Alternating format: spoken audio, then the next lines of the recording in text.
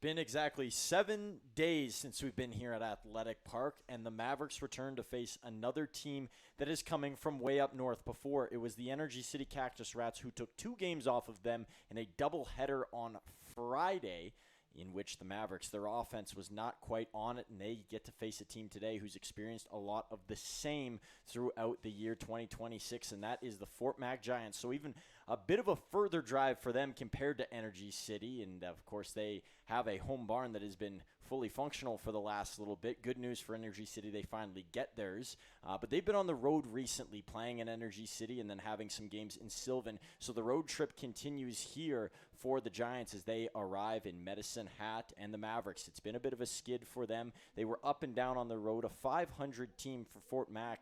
They come into today losing 6 consecutive games, so someone's luck has to change eventually, and they're looking to do so on a sunny and a bit of a breezy day here in Medicine Hat as we kick off more WCBL action here on Flow Sports. My name is Truman Bartman with you as always to bring you this one, and a rare one. The Fort Mac Giants, they come down here every other year, and the last time they were here, they went 2-0 to begin the season against the Mavericks, and that was a season where it took a while for the Mavericks to get into things eerily similar this time around for this group who's below 500. It's not something you see often from a Mavericks group. They're still working out the kinks with plenty of new bodies coming in and adjusting on the fly to an interesting schedule which has been riddled by weather, and we've seen a lot of that in the WCBL. So we'll talk about that and more as we get into today's show here, and we will be back after a quick word from Flow Sports with our starting lineups.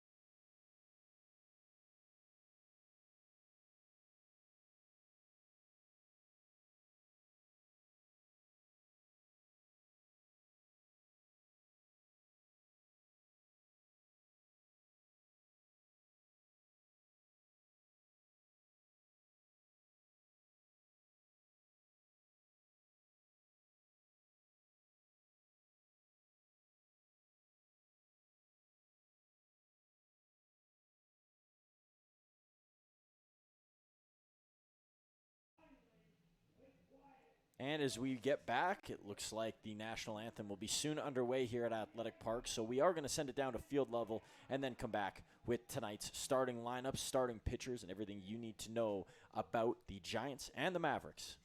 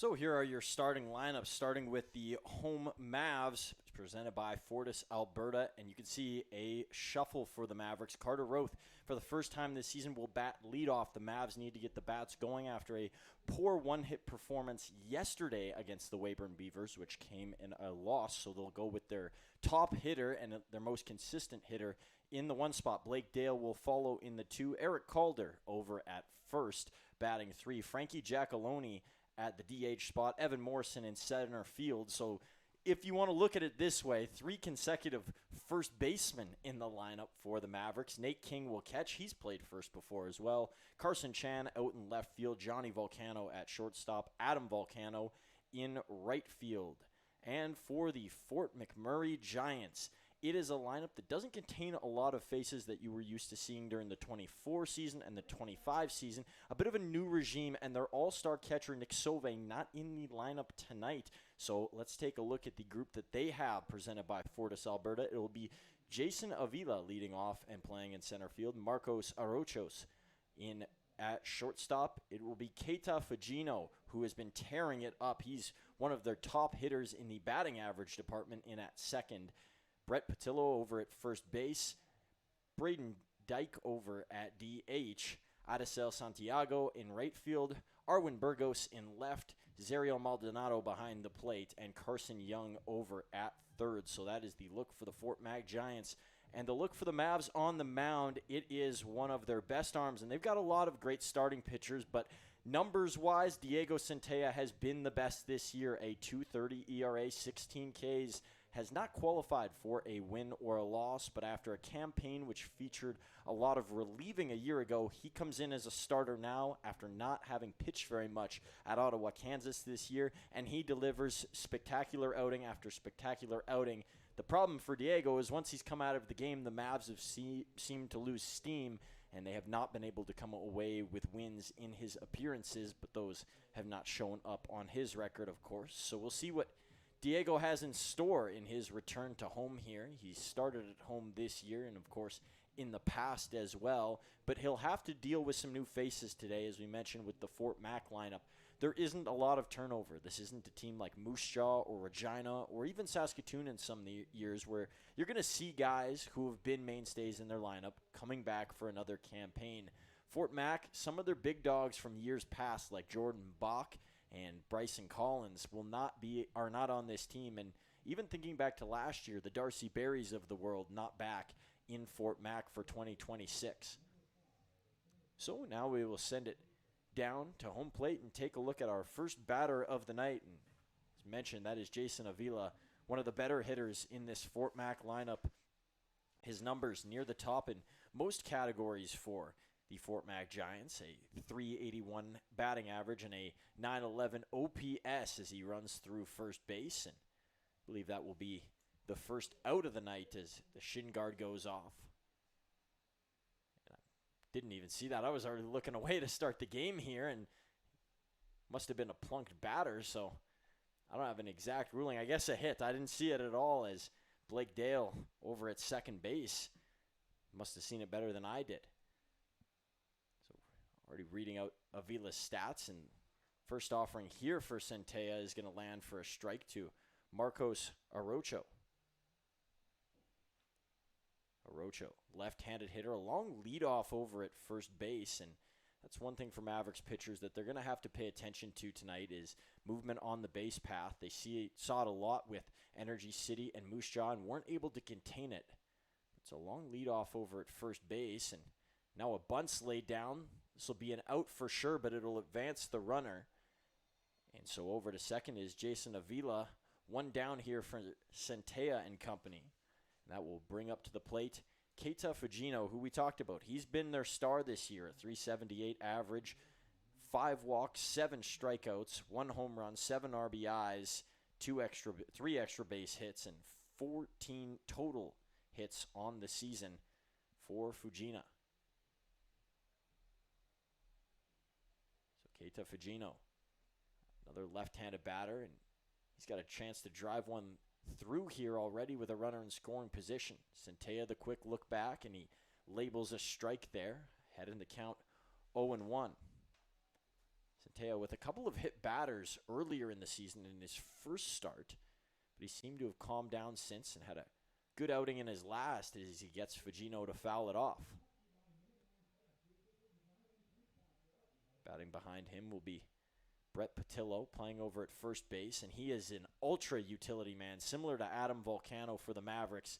He was playing in the outfield last time the Giants were at home, caught during his college season, and now is over at first. Centella, high pitch, wanted Fagino to chase, instead it's left alone.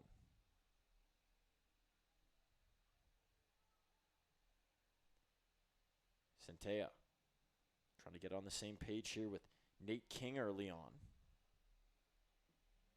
Quick look back to second, and Centella will step off. Centella charged with a balk earlier in the season. Obviously going to look to avoid that here. Always trouble with a runner jumping behind you.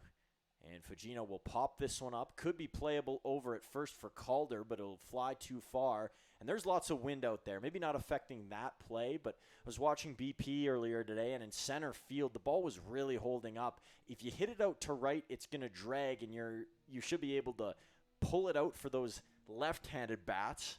Right-handed bats, it might be a harder night going back into the wind for the most part. Centella, several look-offs.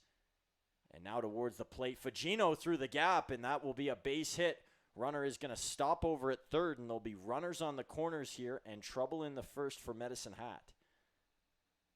So Fagino, who has been one of their top hitters, the top of the lineup is good for Fort Mac. That's one thing you can't doubt. We talked about Avila's numbers and Fagino's numbers. It's when you get to the lower half where things get a bit scrambly. And it'll be the cleanup hitter, Brett Patillo, here. The Mavericks haven't played well when playing from behind. Of course, they do have the one comeback win against Swift Current, but this is how Energy City got to them in a 3-0 win.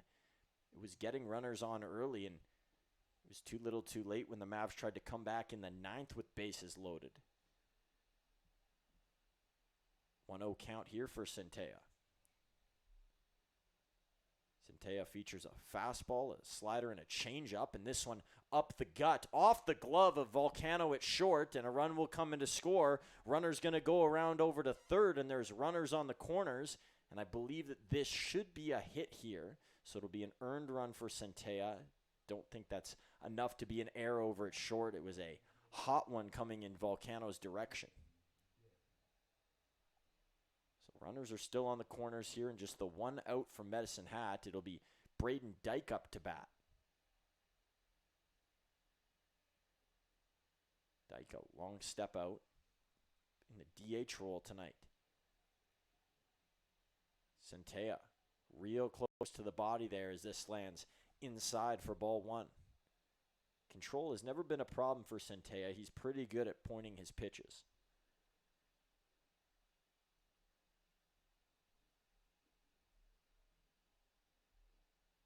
Centella, and just missing that one at the plate was Dyke. Talked to head coach Ryan Reed, and he didn't have many words today after a loss to Weyburn yesterday. The only thing that he could say is ready to watch a 4-game win streak unfold. Obviously confidence from the Mavericks manager, and he's hoping that his team can get rolling. They've had trouble stringing wins together, and a swing there as home plate umpire will check down to first, and Centella, as he does so often, ahead in the count. But for Ryan Reed, that's big. I mean, you've only had one win streak this year, which was a pair of games, a win against Regina and a win against Swift Current. Is another one fouled backwards by Dyke. He's missed 2 by a hair. Count is 1-2, and Medicine Hat last year, obviously a tear at home, 8 consecutive wins here at Athletic Park to begin the season, and they had several win streaks, including a 9-game win streak down the stretch of the season before they lost 4 straight. Staying alive here is Dyke at the plate. He's fouled off a couple of good pitches, like Centella went off speed that time.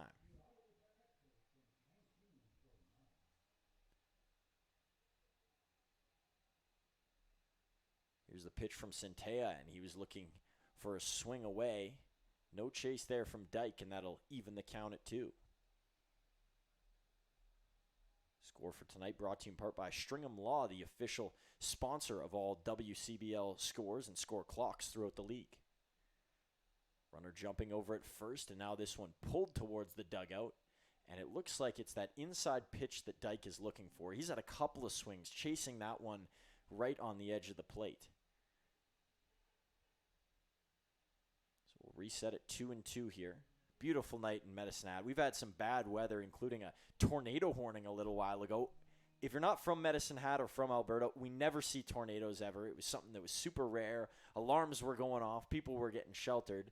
And I believe that it passed by more near the Red Cliff area, which is a neighboring town. And fortunately, I don't think it did as much destruction as it could have. But there were some trailers flipped on the highway from what I'd heard.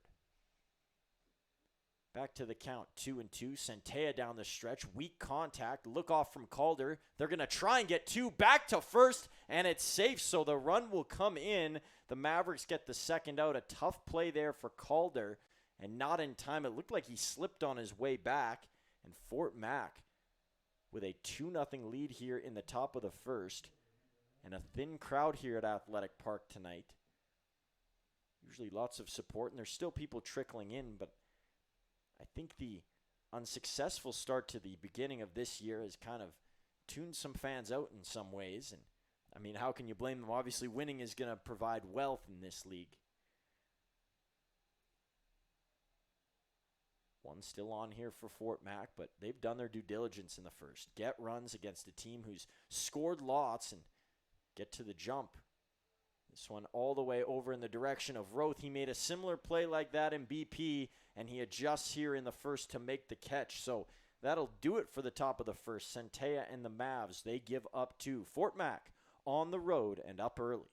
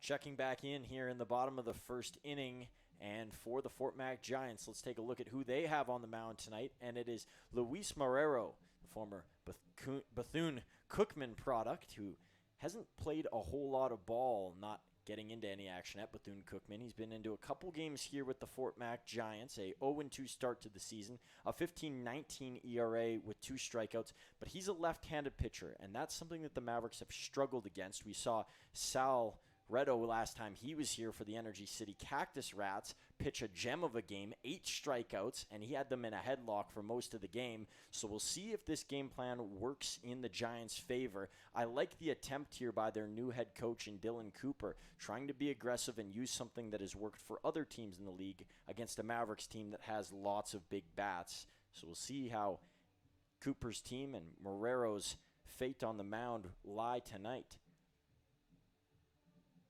Marrero will get a little more warm here.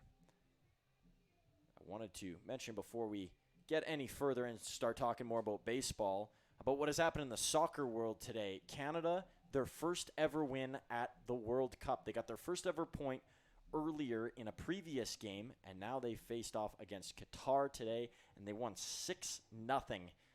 Lots of Canadian pride being felt all around, not only this community, but even further out into some of the bigger cities. And I know, of course, Toronto hosting games and Edmonton doing the same. So or Vancouver rather, not Edmonton. Vancouver hosting some games, and I know there's watch parties everywhere. Was privy to one in Calgary today where people were piled up all along a kind of a road, a little strip, and cheering on Canada. And boy, did they outplay expectations. Qatar is no joke of a team. They've been to a couple World Cups in the past, but getting beat 6-0 by Canada, and that means that Canada's going to have a pretty good chance to play in the knockout round. But let's knock out all the soccer talk and focus here on Carter Roth and baseball action here in the WCBL. Roth, another splendid start to this season after a great one to his last as well, and a great year in NAIA ball playing for Doane.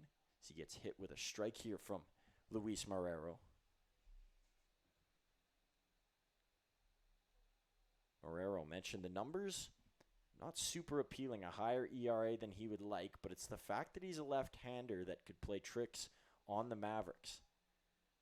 Marrero up early, 0-1 count. Here's the pitch, and Roth is going to foul that one towards the dugout.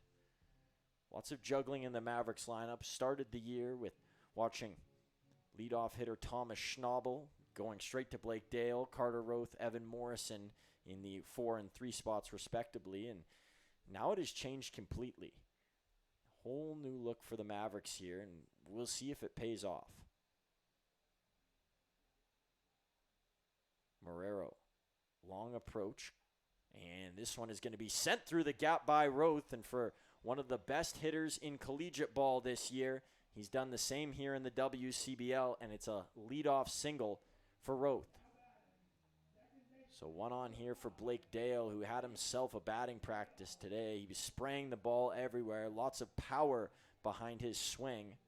And that wasn't noticeable in his first year in the WCBL, but last year we got a taste, and we've gotten even more of one this year. He was the best player in the Mavericks' last home game here. A couple RBIs to his name. He would like to pick one up here, but it's going to be a long way for Roth to go around, even though he is fast. First pitch. Just going to miss outside. Looking to frame it at the plate was Maldonado. Some catchers can be deceit. I'm looking for a word that's not there.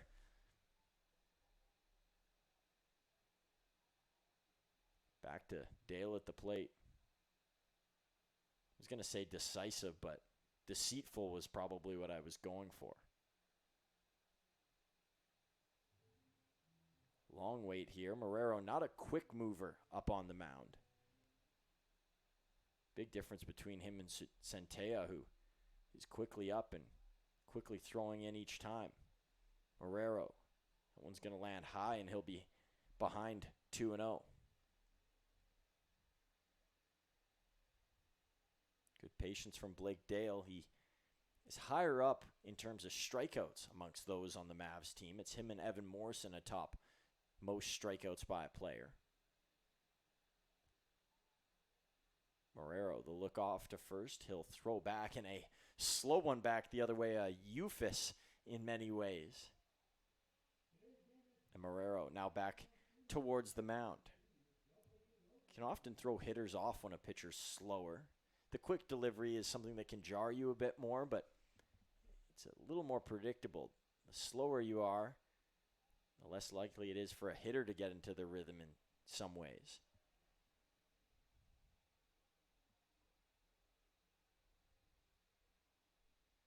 Three and 0 now between Marrero and Blake Dale as the Mavericks look to respond after giving up 2 in the top half of this inning. Marrero, several looks. Now here comes the pitch, and it's going to be low. A 4-pitch walk here to Blake Dale. And there'll be 2 on for the Mavs. And up to bat, the new 3-hole hitter, Eric Calder, who's assumed that position. Evan Morrison down in the lineup. And so Calder has tried to live up to the big standards that come with batting 3 in any lineup. Talked to Calder during batting practice, and he mentioned the wind as well. He said he'd never seen it blowing so hard in center field, and that he was going to make it tricky today. Fortunately for him, he's a left-handed hitter, so if he's able to pull the ball, he can use it to his advantage. Marrero watching Roth, who's hiding behind the umpire, and a bunt thrown down for Calder, a very good bunt, and throw over to first will get Calder in time, but a slow roller that almost paused right in front of home plate. And so now the Mavericks have 2 runners in scoring position, and that's something they executed well last year, laying down a bunt, moving the runners over, and then capitalizing. And they have 2 in scoring position, looking to tie the game here in inning number 1. Here comes Frankie Giacalone, the known Dodgers hater, and I guess you could say Padres lover. That's probably a more glass-half-full way to phrase it. He knows a lot about the Padres. He watches every game that he can. Of course, when he's playing, he's not able to watch them. They've had an interesting season, a down year for a guy like Manny Machado, who's tore up the MLB during his career. This one will be swung on and missed by Giacalone. When Giacalone gets a hold of one, especially when he can pull the ball, he can send it far. And I saw that a few times at BP today. There were a couple guys that went over the score clock to the left. Giacalone was more center on that left-hand side, but going far to the grass, and even a couple near the top of that path. Here's Luis Marrero. A swing and a miss. Again, an aggressive swing for Giacalone. Giacalone, one of 3 Mid-America Christian products on this Mavericks team. The third one just being added, that was Jackson Miller. He's a pitcher unlike the other 2 position players and made his first appearance in Weyburn yesterday in relief. 0-2 count to Giacalone here. Marrero sends it in. Giacalone going the other way. A tough play over at second. Giacalone's going to get there. Roth's in to score, and the Mavericks cut the Giants' lead in half. Blake Dale the third, just 1 out here for the Giants still, and it was a good chance to get another there, but a really tricky play at second base for Fugino.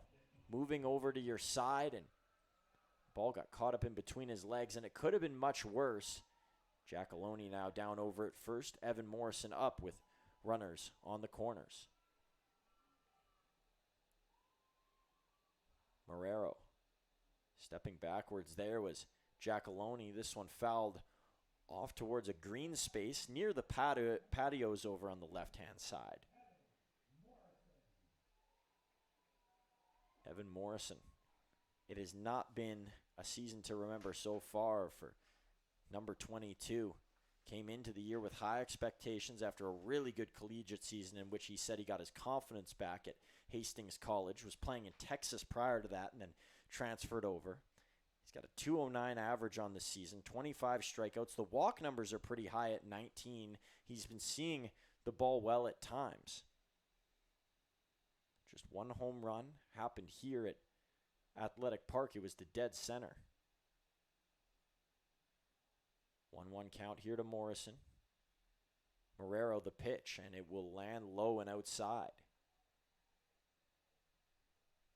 Good patience here from Morrison, who would love to load up the bases. Following him in the batting order is Nate King, who's been on a tear this year. King was batting over 500 for most of the season. Now he's down to 459 after an 0-for-5 day in Game 1 at Weyburn.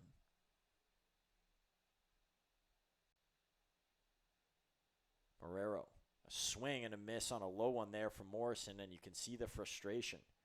It's a similar pitch to what Marrero threw before, but that one had a little more dip and it held longer. That's why Morrison dove down and tried to grab it.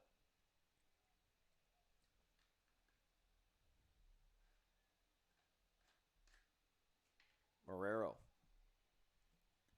into his glove, look over to Giacalone. Here comes the pitch, and Morrison lines this one into center. That will tie the game as Blake Dale comes across, and there'll be 2 runners on here, and Morrison a fist pump, an emphatic one at that over at first base. And when you're in a slump, you need something to spark you, and a perfect hit like that from Morrison could be the jump start to something much bigger. Confidence, it's really important for Morrison at the plate. You can feel it when he's in a slump, and sometimes it becomes tough to watch when you're a fan and you're cheering for a guy that's a local product. You know, I'm sure Morrison feels that pressure at times, but he's handled it really well. A keen kid, always looking to find ways to get better, and when he's hot, he's really hot.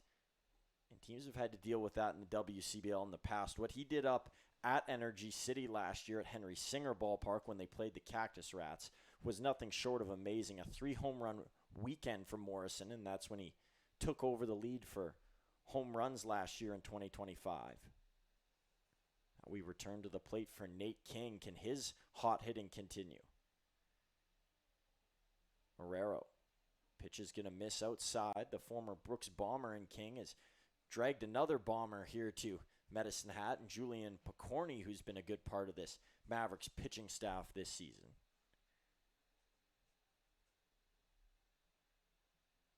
Marrero. Quick look back over to King. It's a 1-1 count. Still just the one out here for Fort Mac.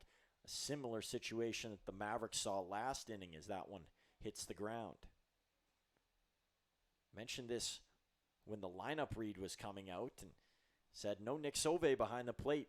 Interesting that the 2025 All-Star does not factor into the fold here today. It was a slower start for Sauvé, and that's something that's interesting. When you have success once in the WCBL, you figure, well, it probably could happen again. And for Sauvé, the average around 259 this year, so he's still done pretty well. But Fort Mac, they like to rotate their catchers.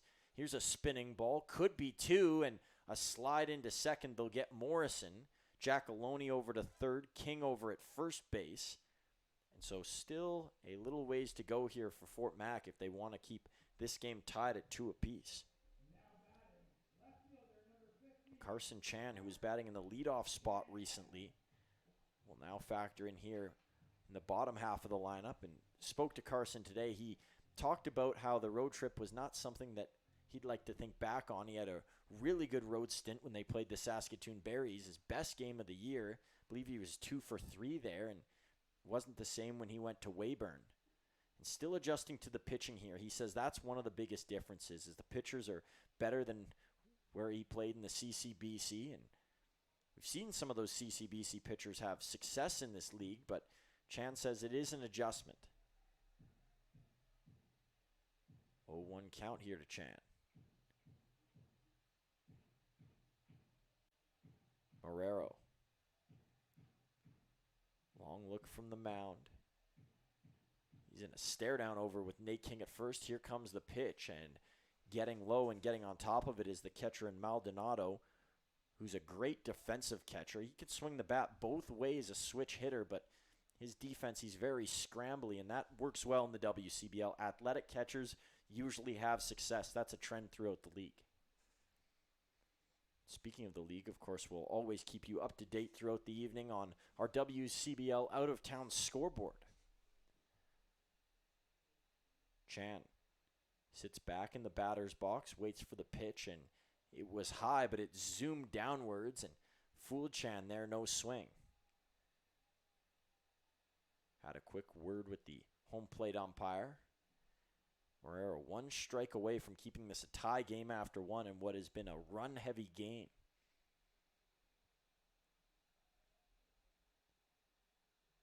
Marrero gets the sign, likes it, and gets set. Here comes the pitch. Chan ready, and he's going to send a ground ball over towards first. Picked up and stamping on the base is Patillo. That will end the first inning as the Mavericks, they tie the game at 2 apiece. Each team with a little bit of offensive flair to start here in Medicine Hat on a sunny night.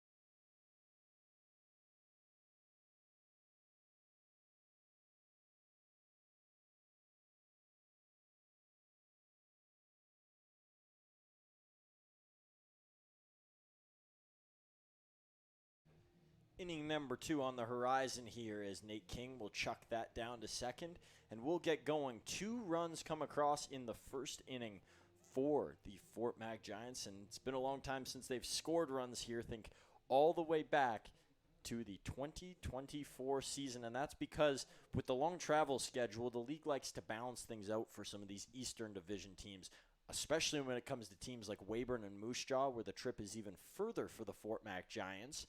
And so this year, Fort Mac will travel to all of those Saskatchewan cities. Next year, it will be the opposite. It will be the Mavericks and the Regina Red Sox and the Swift Current 57s who all go up north. And usually they like to tie those games in with the Energy City ones, so you don't go up there for just a quick swim. You go out there for a full day in the pool. Here's Centella. And this one's going to be shot over into right field. The 4th hit of the night already for the Fort Mac Giants. And their offense is flowing. And for a team that hasn't scored a lot of runs this season, it's surprising to see the bats working so well this far. Zariel Maldonado mentioned that he was behind the plate. He will come up to bat here with Arwin Burgos on first base. Carson Young, the last hitter in the order here for the Fort Mac Giants, will sit on deck. He's checked in over at third base tonight. Is no swing there from Maldonado, who takes for ball 1. A long string of losing games here for the Giants as they ran into Sylvan Lake at the wrong time, and the right time here from Maldonado, who goes into right field. Runner going to come all the way across, a throw to Roth, and in there in time is Burgos, who has some jets. Haven't seen Arwin Burgos run before, but he had it going there, and no chance even on a good throw from right field as Adam Volcano trying to cannon that in there. Volcano and Roth playing together at Doane this year, so they're familiar with each other's games, and that goes for all Volcanos and Carter Roth. And Roth mentioned he's never not played with a Volcano during his collegiate career, and that stems all the way to of course, older brother Liam, Aaron Volcano, and then Adam and Johnny here with the Mavericks. There's a strike from Centella, who's had an off night tonight with already giving up the 2 runs. 5 hits here for the Fort Mac Giants, who've come in with a good game plan.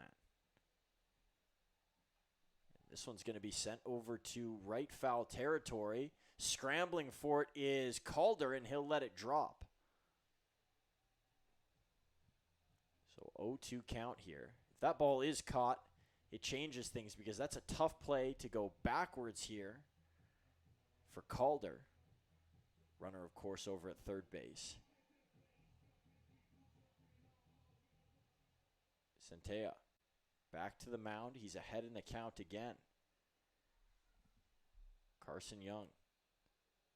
A crouched batting stance, and this one is going to be fouled upward and into the stands nearly by our window over here. It's tough to get a ball into this place.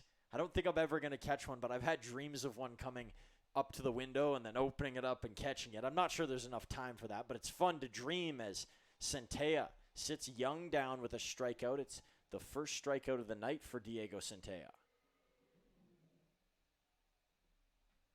So 1 down here for the Mavericks, and it's going to take a few more of those for Centella if he wants to get out of the inning. Jason Avila, the leadoff hitter who got on almost immediately, didn't even have a chance to read out his stats or what he's done this year. And he's going to ground one, a high one to Calder. Couldn't go back to second, goes to Centella at first, and they're going to say it's safe. Call was changed to out at the last second, I believe. Or did the first base umpire rule that he was off? I think that's what the second gesture was for. And so that's a mistake there from Eric Calder, who looked to go back to second. And that indecisiveness ultimately cost him in the end as he didn't have enough time to go back to Centella and convert the play. So now it is a 3-2 Fort McMurray Giants lead, and they still have 2 on here with just the 1 out. And a free bag here now given out for Marcos Arocho. Surprising outing here for Diego Centella. Nate King will come to the mound, so will Andrew Bench. So it'll be a collecting of the minds here in a bases loaded jam for Centea. I'm not sure anybody would have called this coming into today's game the Mavericks' best arm throughout the year. You've had great performances from Derek Archer and Julian Picorni, but stats-wise, mentioned off the top, it has been Centea who has ruled most of the categories, and a shocking development here is he just does not have his stuff so far. Andrew Bench will head off the mound.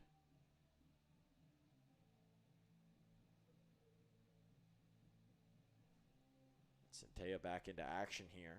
Couple of tough plays over at first base for Eric Calder, who's yet to find his footing in today's game. And I mean that literally because he's had a couple of slips down there. I guess with all the water in the area, it makes for less footing and less control over near first base. Although a lot of it's dried out with some of the good weather that Medicine Hat received today. There was sprinkling rain this morning. That changed into sunshine in no time as count is 0-1 first pitch strike here from Centea.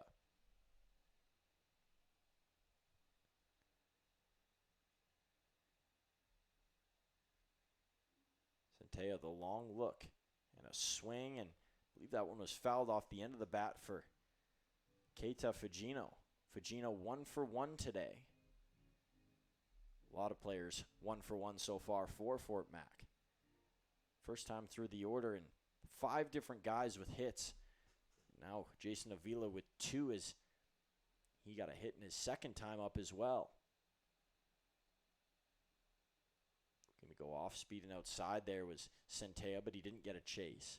Fugino with a golden bat, it looks like. I'm not sure if that'd be distracting for a pitcher or not. It's distracting up here at least. Pitch will miss again. No chase here. That outside pitch hasn't worked so far for Centea, and a little bit of extra pull on it in this game.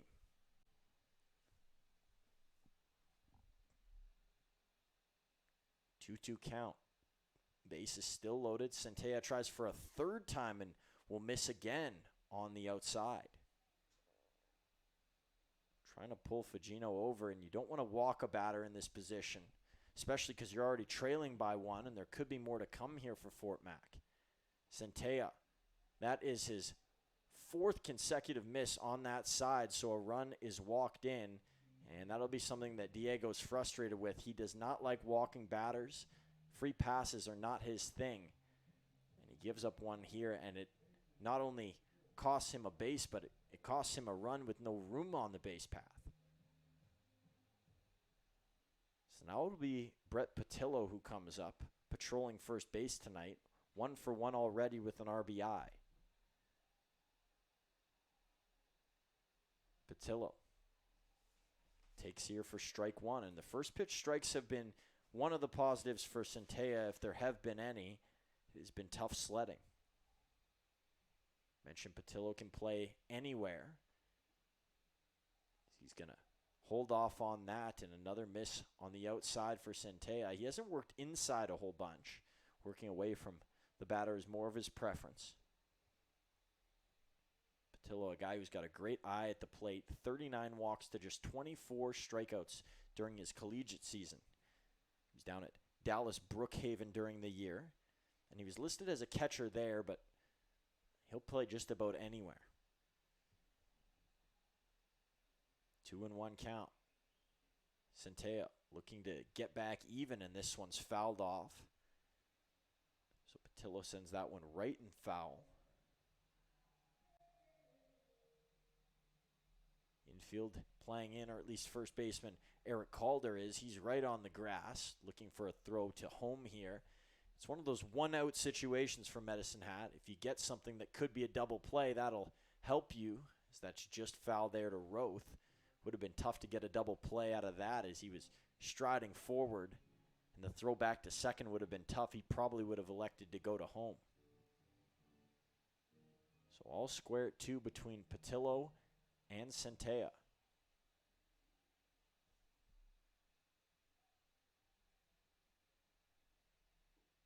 Centea, that one awfully close. Good eye there from Patillo, and that speaks to the 39 walks that we just mentioned.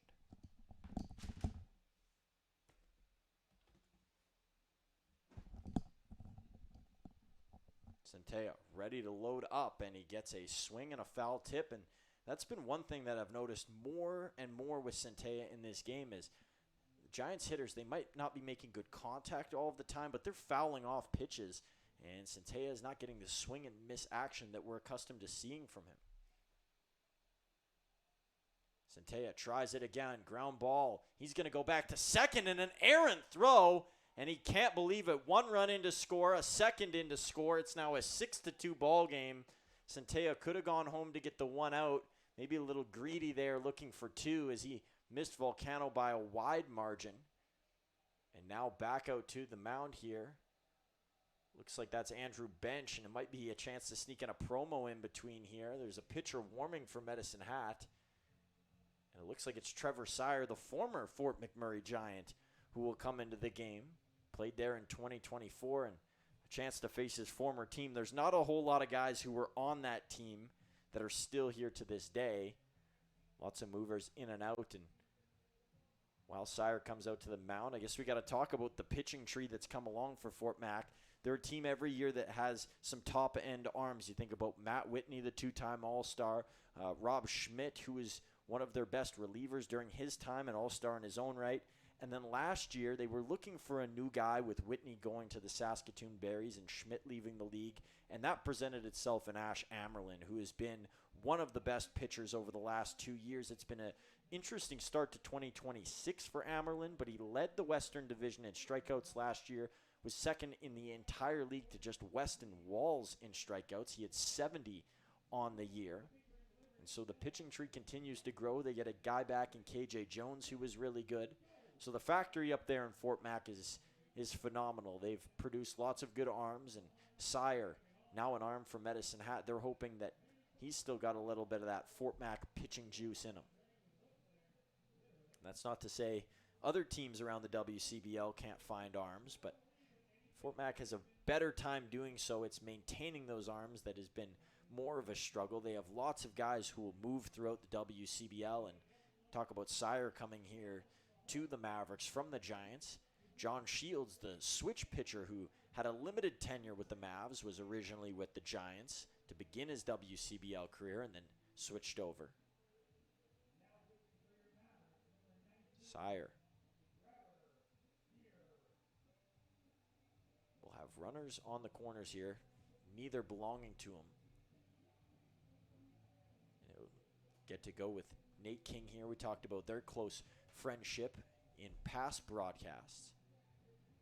The first batter that he'll face is Brandon Dyke, who will have extra time to wait on deck. Bouncer at the end there to King. Maybe get in one more here for Trevor Sire off the mound. Can't think that Coach Ryan Reed expected to make a pitching change so soon, especially with the trust that he has in Centella, and this will be one that Centella's going to want to forget. Final line for Centella on the day. 1-1 inning pitched, 6 hits, 6 runs, all earned, a walk and a strikeout, 46 pitches thrown, 31 of them for strikes, as King won't get the throw off in time to second, and it's a steal for the Giants. And a disaster of a season continues here for the Mavericks. Starting in this game, they rallied back and got a few more runs. Of course, this could end up being one of those games that looks like a football score, but they're giving up a lot, and that wasn't a problem in their last game against Weyburn. They just didn't score any runs with the one hit. Seems like the games where they put together a lot of runs, they end up losing those because they give up a lot to the other team, and then when they can't score, the other team doesn't score as many. It's funny how those two things coincide. Sire. This one's going to be sent over into center field. Should be playable for Morrison. A chance to tag here. And a long throw all the way back to third from Morrison as runner in Fugino is in to score.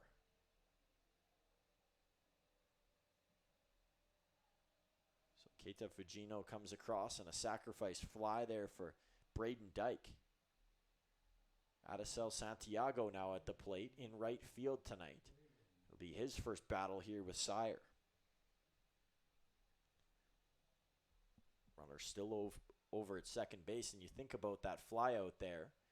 Centella throws to home plate. It's a completely different look. You save one more run from being put on the board at 7-2 now, a 5-run lead for Fort Mac. And maybe Centella even stays in the game after that. Would have been close to call. Looked like he just didn't have his stuff tonight. His Sire will soar high here, and the count will be 2-0.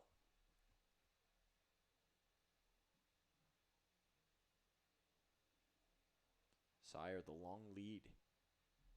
It's been a long game so far between these two, as that pitch will miss, and it's 3-0. A couple of open bases, but free passes have been given out so far. One via a hit by pitch and another via a walk for Centella. None yet for Sire, but he's threatening here. Sire, 4-pitch walk, easily giving first base over to Santiago, and the speedy Arwin Burgos will now come up. Burgos started his night well on the base path as he stretched out to get to third base after he knocked in a run and also recorded a hit. Burgos, a chance to do more damage. You might already be thinking about that 10-run rule here, and we're only in the second inning. Lots of time, though. It's baseball, folks. Don't get ahead of yourself.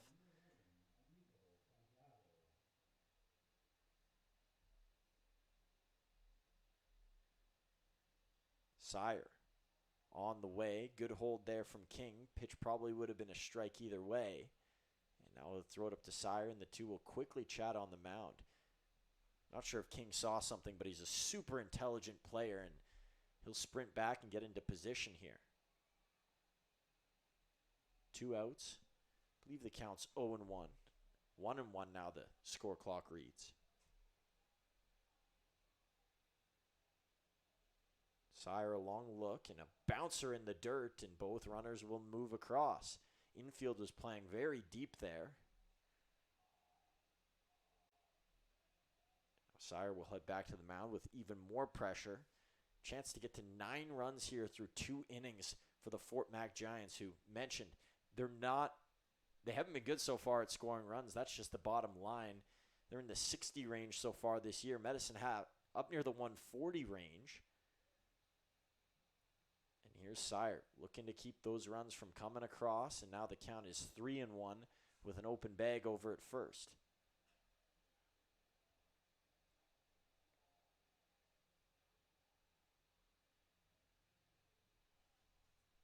Sire the lean. 3-1. This one's going to be sent out over into right center field. Knocking it down is Morrison. A long-ranging throw, but 2 runs are across, and it's now a 9-2 Fort Mac Giants lead. The troubles against the West Division have continued here for Medicine Hat. They come into this game at 1-3. The one win, a comeback effort via Brooks.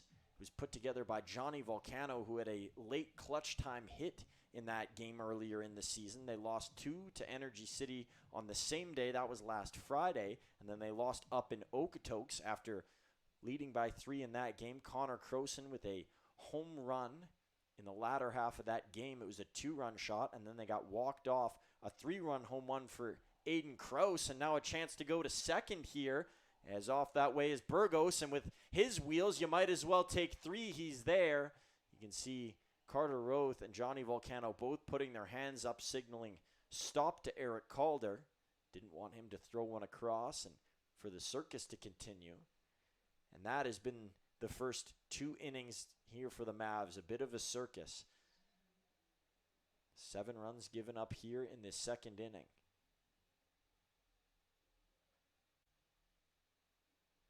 Sire, long deep breath. Here comes the pitch. And it is going to hit. That one on the inside half of the plate, and it just catches. Runner still looming. Looking to get to double-digit runs here are the Giants, and that one hits as well. So back-to-back strikes in the same spot. Good work and good command there. Knowing a weakness here for Sire, who sneaks 2 inside. It's Ariel Maldonado at the plate. And he's choosing to bat left here, and no swing. A swing after in frustration. and that will end the second. But it's 7 for the Giants, a giant inning for those in Fort Mac. They now lead 9-2 as we take it to commercial break here from Medicine Hat.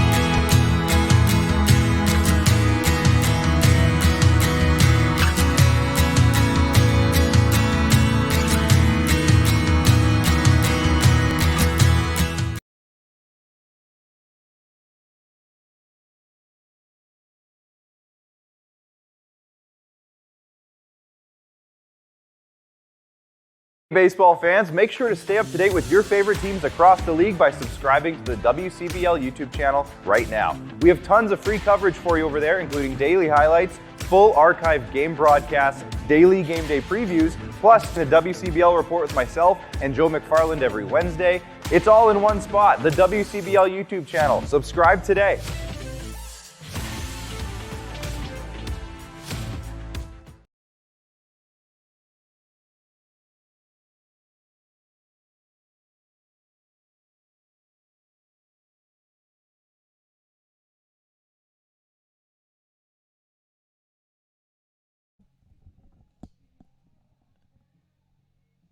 A 9-2 lead for the Fort Mac Giants, and no, I'm not just making that up. The score clock isn't lying to you. Yes, through not even 2 full innings of play, Fort Mac is up very big here, and the Mavericks, their struggles continue to show here, especially at home. They haven't been able to win a lot in their own building, and it's showing that, there's some confidence lacking here for the Mavericks in Medicine Hat, but not for this guy. Always a confident soul is Johnny Volcano, and he hit well on the road. He's now got his average above 300, similar to the way that he batted at Doane, and the only difference is the position that he plays in the defensive positioning, and that's because he's a shortstop here, and he's been that for the Medicine Hat Mavericks. Played in the outfield during his time at Doane.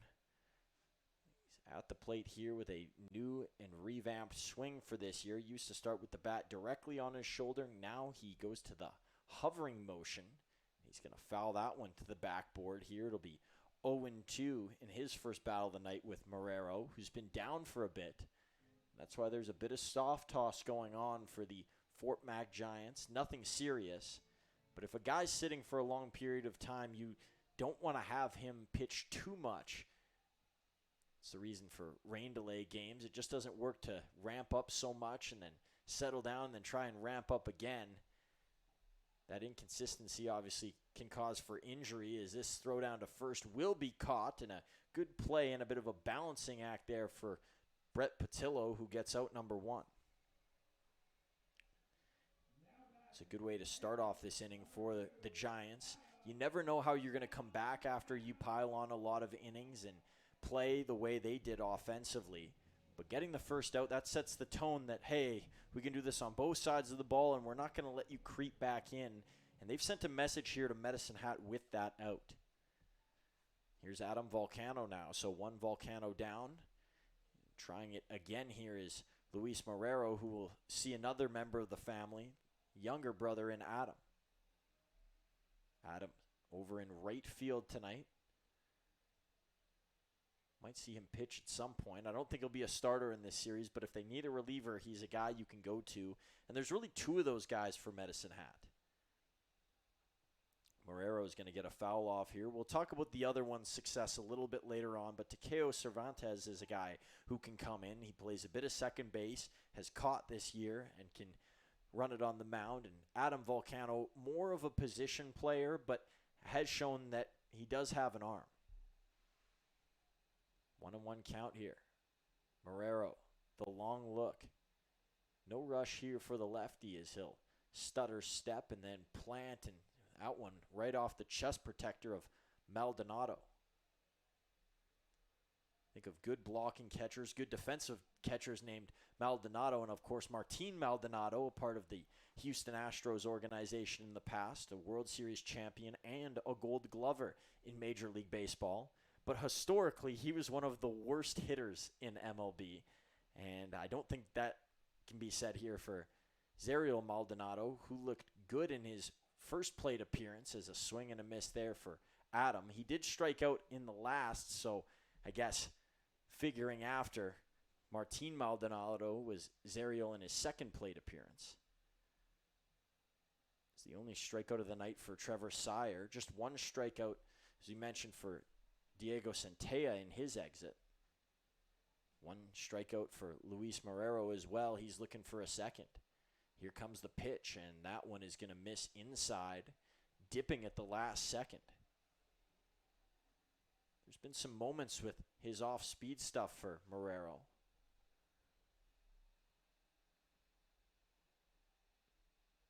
Full count here to Adam Volcano. The Mavericks need base runners early on, especially with giving up 7 runs in the top half of this inning. Marrero. Big high knee kick and a swing and a miss. Adam Volcano down on strikes, and there is number 2 for Marrero on the mound. Carter Roth, a hit in his first plate appearance. It was a single over into left field. He'll go for round 2 against Marrero. 3 hits for the Mavs so far tonight off Marrero. Frankie Giacalone, Evan Morrison, the other 2 hits. And with 2 out here, you're probably more likely to see them in the next inning. Marrero, Roth, that pitch right through the wickets of Maldonado. It'll be ball 1. Home plate umpire, bit of confusion there for him as he was searching around for it. Ball to the pocket here, and we'll direct our attention back to Marrero. Something about lefties for Medicine Hat. Not sure if it's the look or that they do have quite a few righties in the lineup, but it hasn't favored them in their 2 matchups against left-handed pitchers. Roth, that one top of the zone for a strike. Bit more velocity on that pitch there for Marrero. Looked like more of a fastball.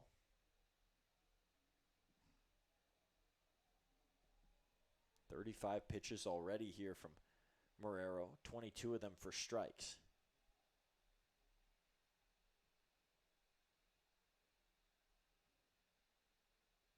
Roth fouls that one wide. Goes off to the right-hand side.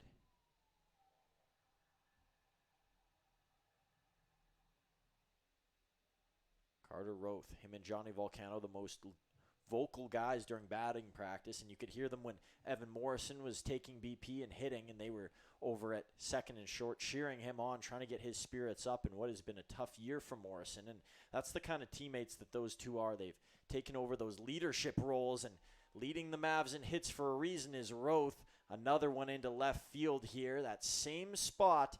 And he's pulling the ball well, and he's placing it well. That's all intentional from Carter Roth. He knows where he's going with the ball, and that is what makes him such a dangerous hitter and one of the most feared in the league. There's been some 2-out rallies in the past for Medicine Hat. They haven't got a lot of momentum throughout the course of this game, but Carter Roth has helped with that. His 2 singles so far. It'll send to the plate Blake Dale. Dale. Run came across in his first time up as he shades this wide and right. It was a walk for Dale in his first plate appearance. Dale takes the long route to the plate here. Lots of time with a guy like Marrero on the mound and the pace that he moves at.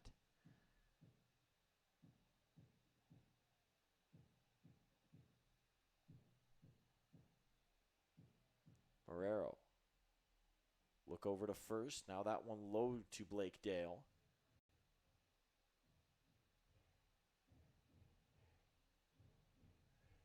The only hitter that Marrero has really struggled to figure out how to beat tonight is Blake Dale.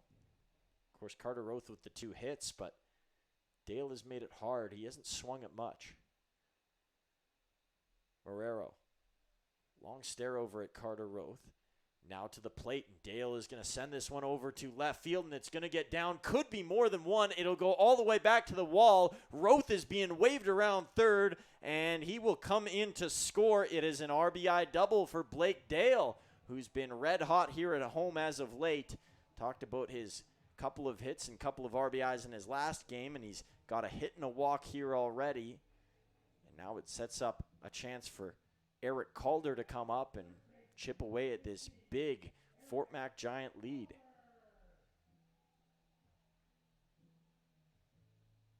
There's so many Giant puns. I was asking before the game to a couple of my coworkers, I said, how many Giant puns can I come up with, and when does it become redundant?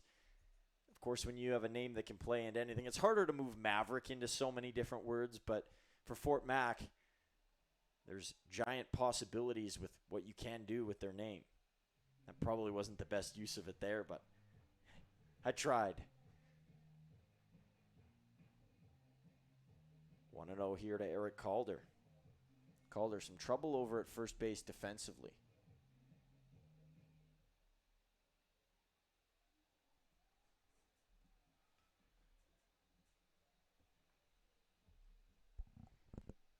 Marrero.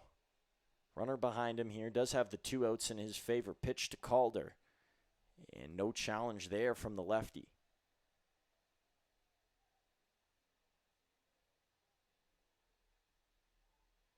Marrero going to take off his glove here and warm up the ball a bit. It is a little chilly out there. There's some hoodies in the crowd, and that's brought on by the breeze, but it's better than what Medicine Hat has seen. Mentioned some of the natural disasters that were occurring around Medicine Hat area. I've never seen the traffic so bad in this city. If you were driving up near the TP area, you weren't going very fast and you weren't going very far before you had to stop. When everybody got the tornado warning on their phone, it was a bit jarring, a bit of a shock for a community that doesn't get a lot of that. And everybody got into line and was rushing home. Here's Marrero. 3-0, he finds the strike zone. I'm sure there are lots of these players who are down from, of course, the Florida area and Oklahoma, Texas. I'm sure you see a lot more of those sort of events. Of course, hurricanes are the biggest thing over in the Florida area. Marrero, the pitch, and this one is going to be through the gap and into right field. Runner being waved around. Dale's got great speed, and he will score.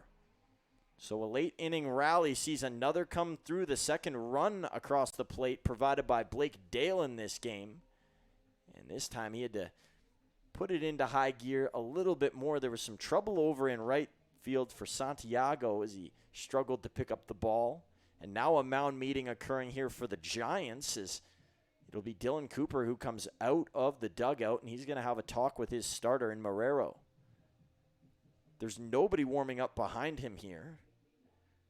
Maybe just a chance to calm his starter down. And this has given the Mavericks a bit of life as the lead is now cut in half again.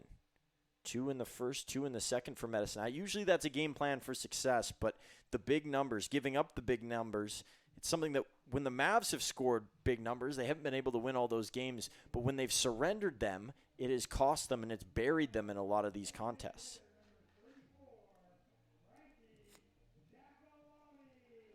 Frankie Giacalone, a hit in his first plate appearance, and he was down at one point in that count. He's got a bit of an interesting situation here. One on first base, so a long ways to score here for Eric Calder. Calder not as fast as a Carter Roth or a Blake Dale, who are in the 1 and 2 spots. It would take a long one for Giacalone to get him across, and I'm talking potentially over the fence here. And that would bring some life back, I'm sure, to this Maverick crowd, and more importantly, their dugout, which hasn't moved a whole bunch since I've looked down there.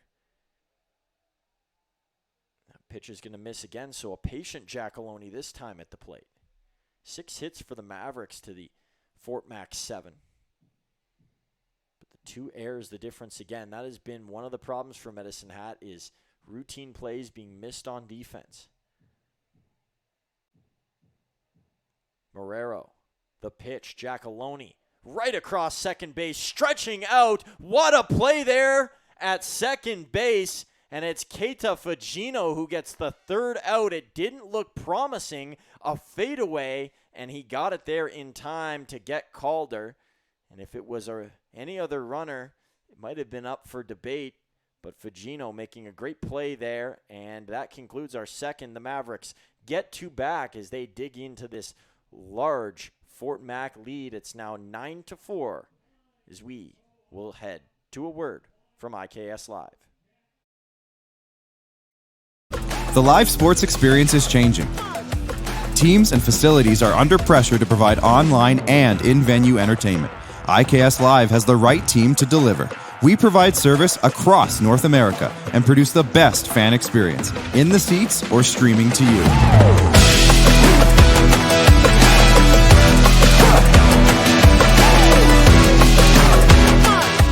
IKS Live continues to bring you the best seat in the house.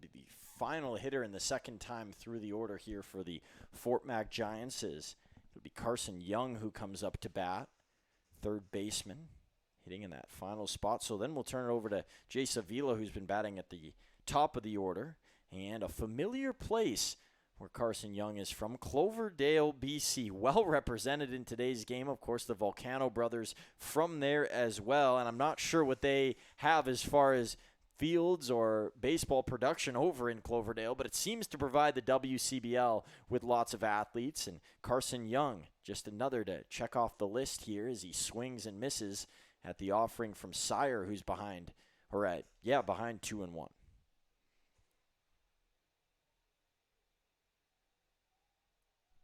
Sire, a back and forth sway on the mound. A pause and a step through. That one going to be high. Nate King up to bring it down.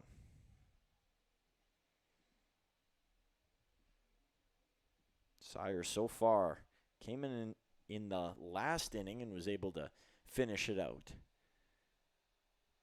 Wasn't the starter for today's game. That was Diego Centella if you're just joining us.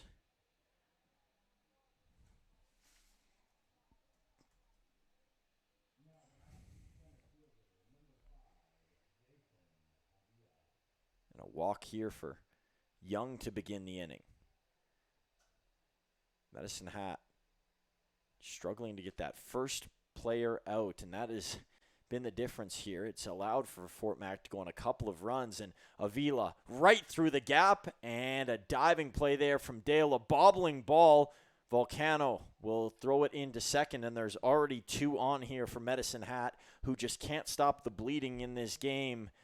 And once the dam burst, it became an overflow, and the Giants Now 8 hits on the night, 9 total runs, a chance to make it double digits with Carson Young over at third and nobody out.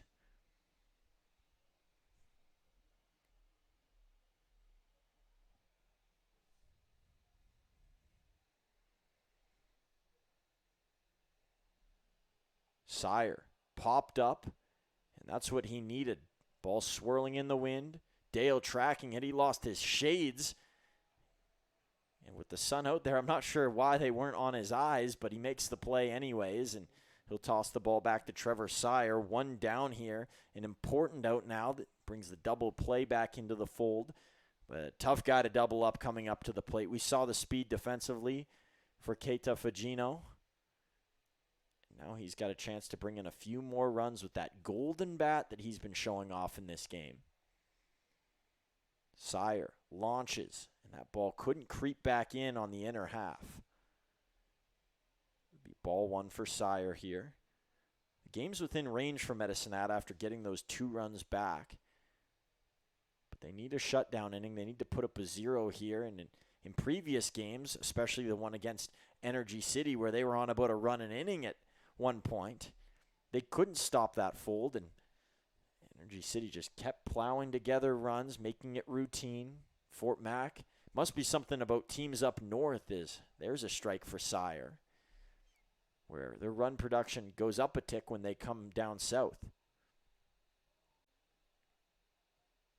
Sire at Kankakee Community College this year is a swing and a foul off there from Fagino. And Nate King behind the plate, a former member there before he transferred over to Ashland University. Both guys from Ontario. Calder at first, also from Ontario. He's from Oakville. I believe there's 2 Oakville, Ontario natives in this game tonight as well. I believe I read that one was on Fort Mac, and that is Braden Dyke rather. Full count here. Sire. Pitch to Fagino, and he ropes this one just wide, and Carson Young sent scrambling there over at first base or third base and had to get out of the way.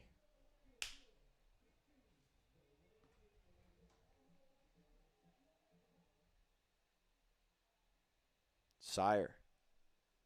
One quick check behind him, a quick fake run attempt. This one grounded to third. Roth going to go across the diamond to Calder. They'll allow the run to score, and now it is 10-4 in favor of the Giants.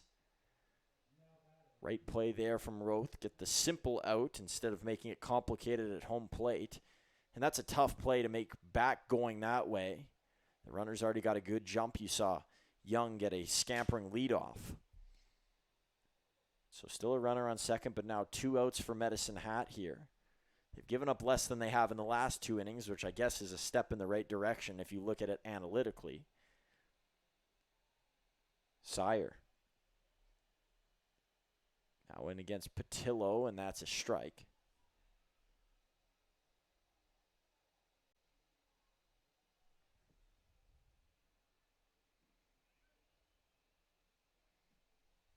Sire, 2 walks and a strikeout in this game. 29 pitches, 15 of them for strikes. This one's going to be popped up. Should be playable for Carter Roth. He'll leave it for Johnny Volcano, and he will get it just on the infield grass. Another run to the tally here for the Fort Mac Giants. That's 3 straight with numbers on the board. The Mavs will play from behind by 6, and it has been a theme at home, getting behind early, and they have been behind against northern teams as of recent. 2 against Energy City. Fort Mac looking to extend the streak at home and point it in a negative way for Medicine Hat. Break their own losing streak as it's hit the 6 mark. You think they're going to end up on the right side of it at some point, and we'll have to see as this game goes along if that is in their future. Have you ever wondered if there's one thing that connects people from across our province? Something that connects the coffee shop to the spray park, or the brewery to the rodeo, the campground to the sports field. It's pretty amazing when you think about how it's all connected. Because it truly is. And it's all we think about. So you don't have to.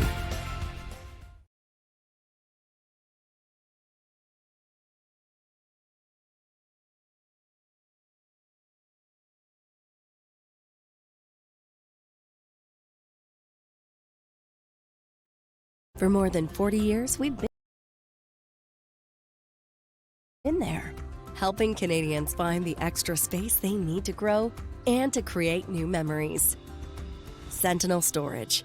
Buy Canadian, store Canadian.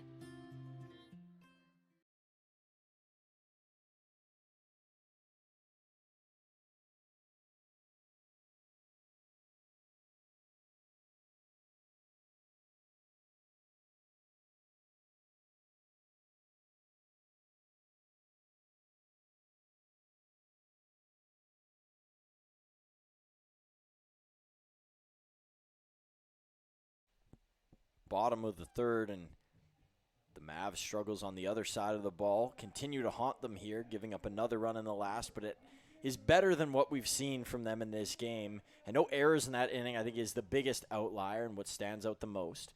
And an outlier in this game, Evan Morrison getting a hit. Mentioned how tough of a year it has been. Out of all Mavs qualified hitters, he is last in batting average, but a single in the last will help him bring that up. And he's looking for another one of those here. It was into center the last time around. He'll swing and miss here on the first dealing from Moreno. Marrero. Nobody warming up behind him here.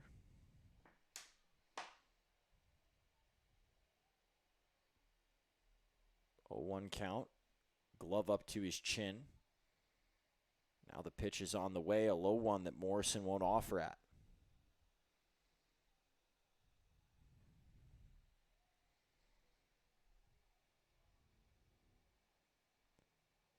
Marrero, can't believe that he had a 14 ERA or at least around that coming into today's game. Morrison going to foul that off. He has given up the 4 runs, but hasn't been a bad outing for him so far. A couple of strikeouts to go along with it. He's already up to 51 pitches here in the bottom of the third inning. There haven't been a lot of quick ones so far. Marrero shakes it off. Back to it, and a swing and a miss as Morrison down on strikes. First out here in the bottom of the third inning.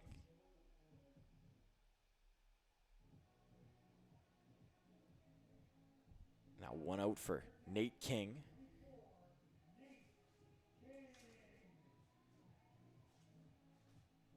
Talked about King's time on the road against Weyburn, and it wasn't something to smirk at. Played in game 1, had the day off in game 2. First pitch to King here is going to be called a strike. King has been fearless with his hitting so far in the year, attacking the ball. And it's been a different approach. In the past, he hasn't been a power guy. He's just been trying to find his angle, and he's more of a contact hitting catcher. And this year, that has proven true. He has showed off with the bat. Directionally sound during his 2026, and a swing, and that one off the foot, the worst feeling in baseball, and King will go for a walk here. The positive sign is that he's still standing up. King began playing baseball when he was just 7 years old. You hear some people that say they started when they were 2 or they're 3 or 4. King a little bit later on, but it's still pretty early for most ball players.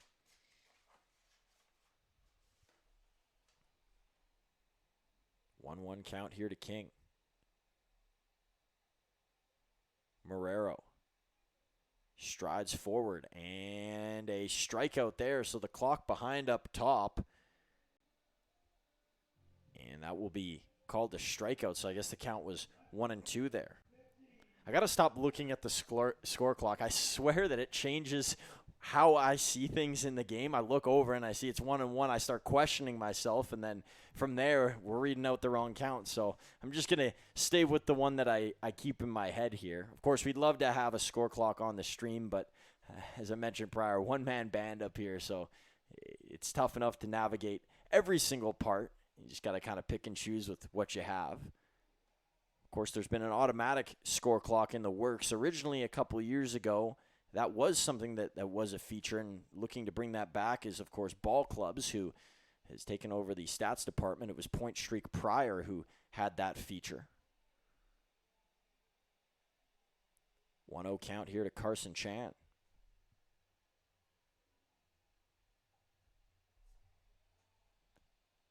1-1 is the pitch hits from Marrero. Chan, I asked him about his golf game. He enjoys golfing, and he says he usually shoots mid-80s when he goes out.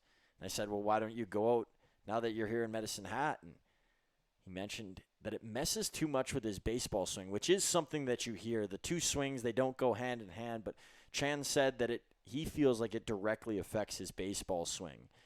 There are some guys on the Mavericks that will go golfing all year round here. We've talked about Blake Dale's love, and that extends beyond the playing field. You look at even some of the coaches. I got to say, Ryan Reed golfed with him last year. Not the best with a club in hand. A baseball bat, that is obviously up for discussion, but I would argue that he was a pretty good ball player during his college days. And for both David Dell and Andrew Bench, good baseball players as well, as there's a strikeout from Marrero, who has a quick inning here. 1-2-3, he chops the Maverick batters down. The latest, Carson Chan, will head to the fourth. A 0 on the board for the first time between both these teams here in what has been an offensive affair. For more than 40 years, we've been there, helping Canadians find the extra space they need to grow and to create new memories. Sentinel Storage. Buy Canadian, store Canadian.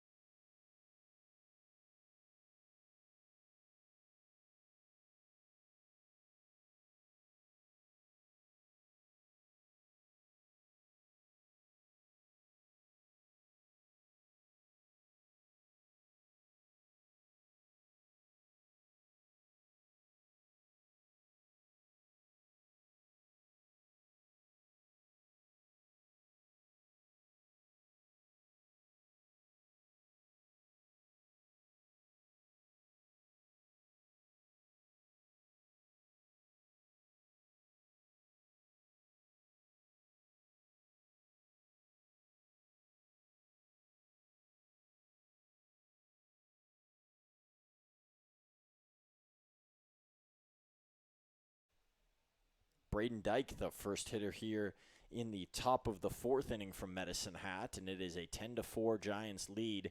They put up a 0, and it was the great play of Luis Marrero, who now has 5 strikeouts in this game, and the strike-to-ball total is also very good. 59 total pitches, 38 of them for strikes. It's a ground ball up over to short. Johnny Volcano, good play as he charges on, and that is as good as they come. A throw right into the mitt for Calder.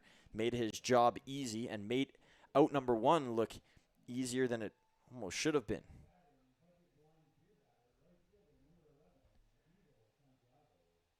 And the Budget Blinds beer batter. And it's Adesel Santiago, who's over in right field tonight, which means cheaper beer here in the stadium if he strikes out and he swings through the first pitch here from Trevor Sire. Sire's been holding tight. He was put in a tough position. We've seen a couple of those moments lately from Maverick pitchers, and he's done okay. He did give up the 2 earned runs, but he's only surrendered 2 hits, 2 walks, 1 strikeout. He's beginning this inning well with already 1 out here and an 0-2 count. He's looking happy here for Sire. Here's the pitch and a swing and a miss, and that will provide cheaper beer courtesy of Trevor Sire. So $1 off beer for the next 10 minutes is the official reading here in the stadium. Sire waits and holds on for Arwin Burgos to come up to the plate.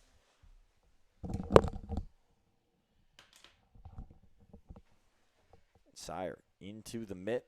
First pitch to Burgos is a strike. And Burgos flying around the base path tonight. He's one that not a lot of people are going to keep up with. And keeping up with the action down at field level was James Tubb. And James, you're up here now, and it's going to be a quick first appearance for you. There's out number 3 in left field, courtesy of Carson Chan. I'll take a quick, efficient inning, Truman, and you sounded good. Mavs made you look good. I sounded good for about 2 seconds there. It's probably the only 2 seconds I've sounded good for in this entire game. Happy you're up here now. Makes things easier for me and things not so easy for the Mavs. 10 runs in 3 innings.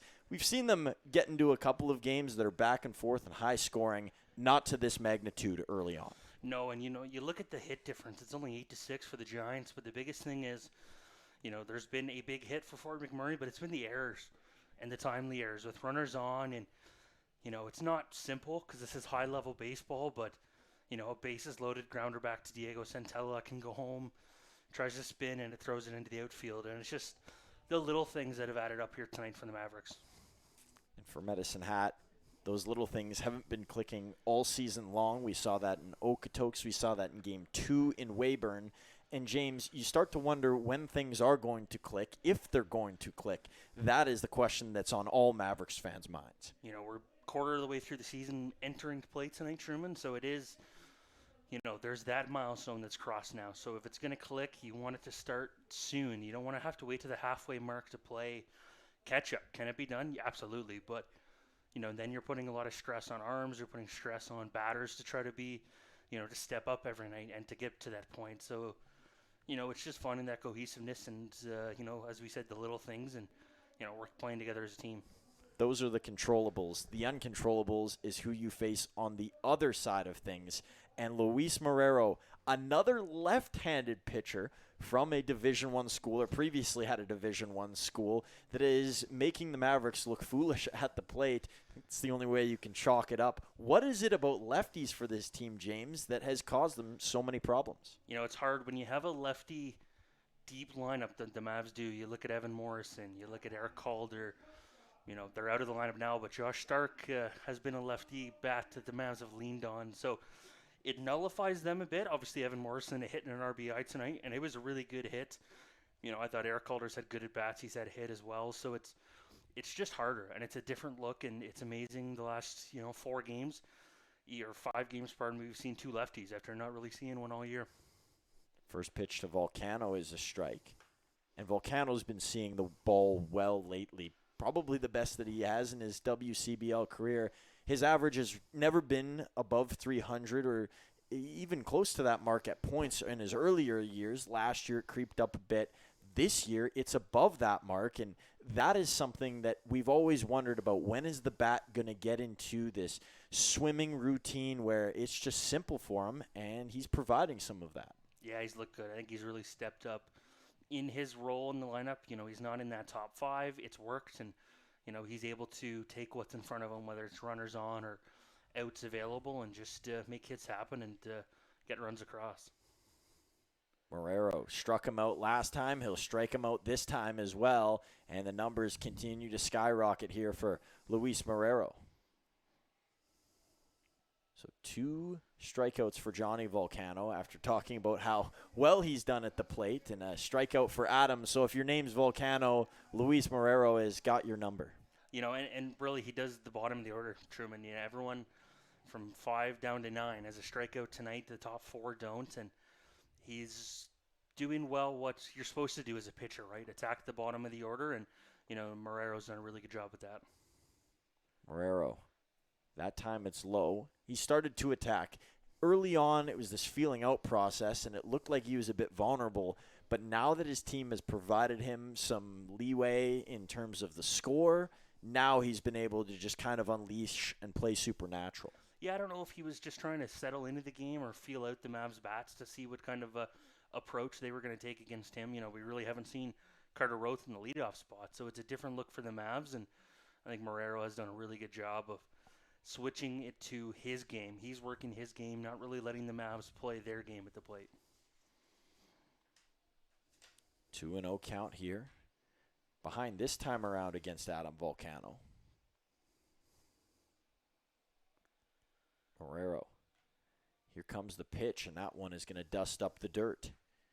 And for Marrero, he's been a high-fledged prospect throughout his career. When he arrived at Bethune-Cookman, they mentioned that he was the number 1 ranked left-handed pitching prospect out of all of Puerto Rico when he got there. He was top 500 for prospects all across the globe when he first went Division I.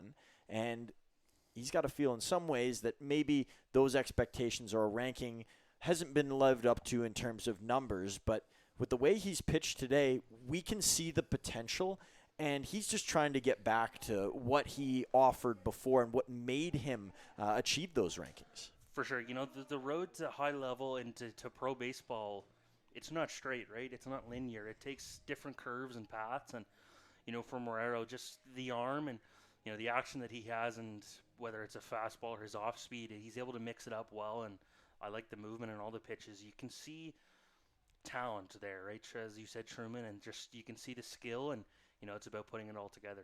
And the lone bright spot in the Mavericks lineup, Carter Roth. We talk about him a lot. There's a lot to talk about with him because he is so good. But tonight has been his night, and only his night in terms of Mavs bats. No, he's been exactly what you want from, you know, the top of the order, your top guy, top hitter, and he continues to deliver. It's all Carter Roth does at the plate, you know, in the red and white. Added to the bottom and in the corner. orange and black for Doan, right? For he just does it everywhere. Yeah. 1-1 here to Roth with his Doan teammate over at first base.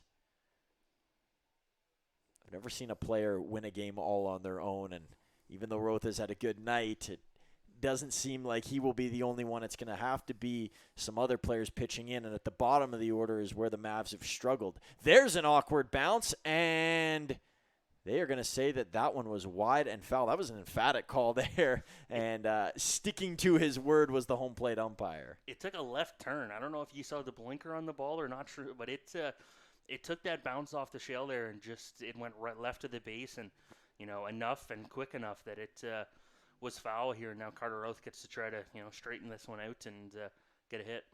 Well, that could cause some confusion for the third baseman if that bounce is fair and then foul, or not, well, and then foul past the bag, obviously, and Roth, I guess, unfortunate that it didn't go his way, but yeah, that apron causes so many problems, and that time it almost worked in the Mavs' favor. We've seen them in past games deal with the struggles defensively because of said apron. Roth off the end of the bat, over to second, could be a double play, and it won't be, as it'll be a fielder's choice instead. Fagino, quick to it, as he was there once again looking to do it all on his own. You know, you can correct me if I'm wrong, Truman. Carter Roth feels faster this year. He looks faster, and, you know, getting down the baseline there to get out of a double play and, you know, to keep the Mavs, keep a runner on base for the Mavs. I remember talking to him about this last year. I said there weren't a ton of stolen bases at college, and he said I was actually dealing with an injury at the time, and that prevented me from doing so. He's back to full clip, and he has been for quite some time, and that's allowed him to show off those jets. There's a strike from Marrero. Interesting night between him and Blake Dale. Dale, his offense has been there as well with the walk and then a hit to follow. It was a long hit over into left field his last time up. Marrero has been very cautious with his approach towards Dale. A swing and a miss this time as that ball dips low. 0-2 the count. Can Marrero finally break through against a guy that he's had troubles with?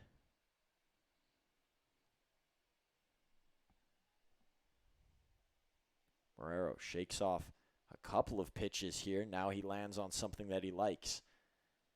Lefty versus righty. Marrero on the way. Dale, a swing and a miss.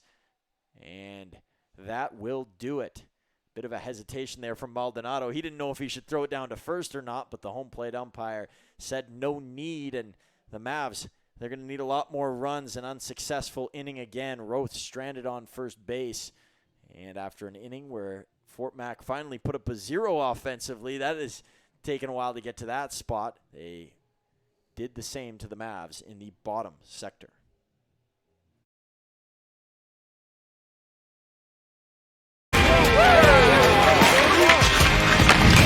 on the ice or on our app. Always play for the fun of the game. Gamble responsibly with Play Alberta.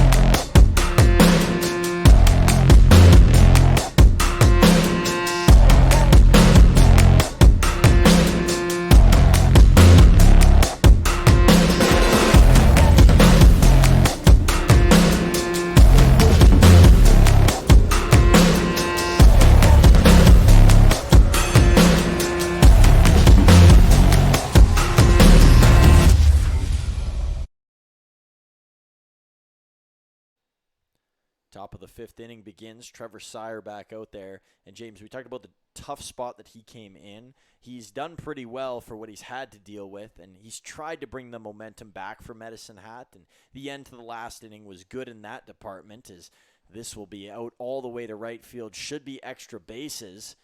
And a little bit of a stumble there off of second. A slide in and a quick plate appearance here for Zariel Maldonado. You know, that was a good hit from Maldonado. Just take it down the right field line. And, you know, you mentioned it, Truman, for Sire. Coming in the second inning, you're, as a reliever, you know, you're not looking to come in the first half of the game. And he had to work early, and the Giants get early runs against him and Diego Santella. But he's able to respond and, you know, holds him to one in the third and then a clean fourth inning. So it took some time a bit for him to settle in as well, being put in a tough spot and, you know, maybe finding a groove here coming into the fifth. Do you think that it was intentional that he came in against his former team in the Fort Mac Giants? Do you think that was a plan that him and Ryan Reed crafted up? He hasn't pitched in a while, so the timeline worked, but do you think the schedule from the start was to land him on these dates? Yeah, maybe. You know, plan or option C on it, or the, you know, third most important part of just getting him in. And I think, you know, you go into a game with knowing who's available and for how much, and he had a little bit more length likely. And that ball is going to be fair down the left field line, so another run will come in to score for the Giants, make it 11. Looking for 3 here, and sliding into third is Carson Young. And an interesting celebration for Young over at third base. I know in a certain Key and Peele skit that would be a fine. I think that was 3 pumps, not 2. And I think in the NFL, that rule actually came into play at one point, and they fined a guy for it. So little Antonio Brown action over there at third base in his heyday. That was one of his moves. You know, and I think Young was looking third all the way. He never really let up, and you know, we're going to see a pitching change here now for the Mavs. And Sire will be disappointed. You want to, whether or not you admit it or not, or you like the narrative that, you know, you're facing your former team, do you want to do well against them? Every player does. There's a little bit of that in there, and I'm sure the competitor in him is a bit disappointed. So new pitcher up for Medicine Hat.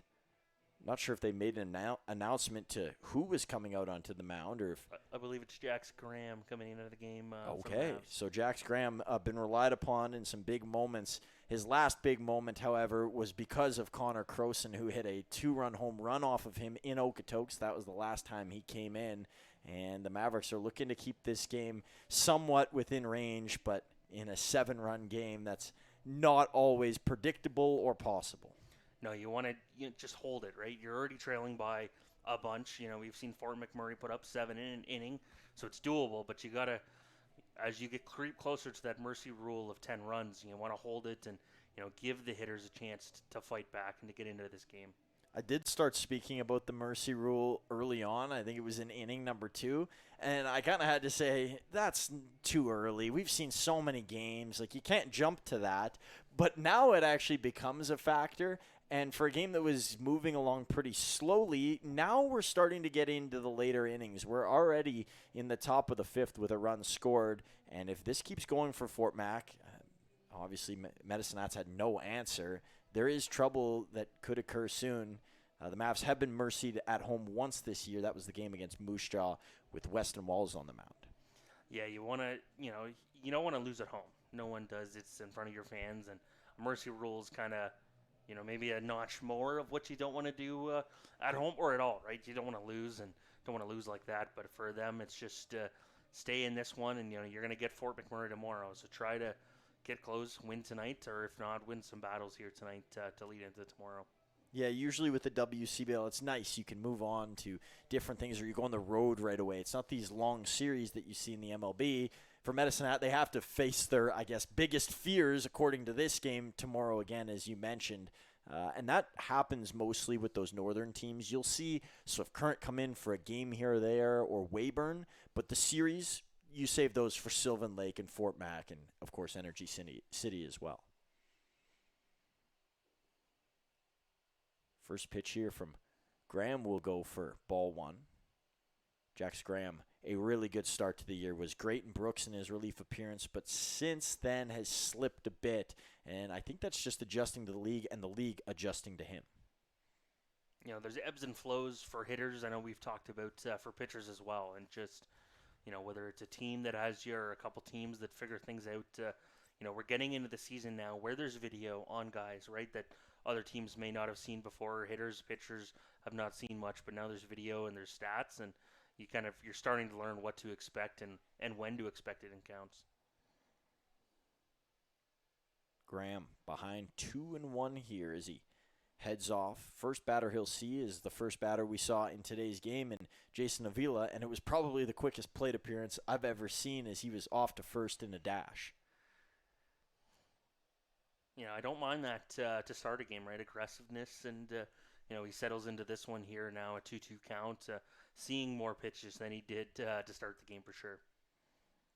Well, maybe Fort Mac, knowing that the Mavericks prioritizing first pitch strikes, and they see that on film, they go after. You talked about that there's this evolving reel of what to expect here with players, and a strikeout there is knowing what to expect was Graham as he was up and at him when facing Avila, sitting him down on strikes. Still a runner over at third base. That runner belongs to Trevor Sires, so Graham won't be charged with it if he comes across. Graham very tight to his body. You see some flamboyant moves from pitchers, some awkward motions, some wing flapping, you could say, but Graham very enclosed. He kind of jumps out a bit once he gets in, but not like we see from Levi Tibbetts, who almost goes into hawk mode when he delivers. Sometimes it's about efficiency, right? Getting to the plate as quick as you can, and I like Jax Graham's delivery. He gets there quick and, gets the ball out in a hurry, which helps as a reliever with runners on. And he stuns the hitter there with a swing and a foul off for Rocho. Rocho hasn't had a busy night at short tonight. It has been second base where a majority of the ground balls have gone for Keita Fugino, who's on deck. James, I'm going to ask you about Fugino in a second, and we'll get to this play first as this is over into right field, more right center. The run will come in to score. It's now a 12-4 ball game, and for Keita Fugino, we could talk about how he's played well, his batting average is good, seems to have good speed. I want to talk about the bat again. Have you seen a bat that bright? And what is the line for what's legal and what's not in terms of bringing out a bat that you can almost see yourself in if you're a pitcher? It's pretty golden, and he drew a walk. I think it was it was the second inning, I believe, Truman, and he flipped it kind of right in front of me in the suites. I was taking photos, and I was a little mesmerized. The sun hit my eyes. It's bright. I don't know what the rules are behind that, but it definitely stands out. I know they had that contest, I don't know if it was a year ago, where you could pick up like a mini bat, or maybe it was a mini hockey stick, and you were looking for a gold one. Maybe he won that out of one of those prizes. It seems like something you'd find at a fair, not at a baseball park. It almost looks like a bat the WCBL gives away for winning the home run derby. And I don't believe I know he hasn't, or at least I don't believe so. So maybe it's a different league or a school, right?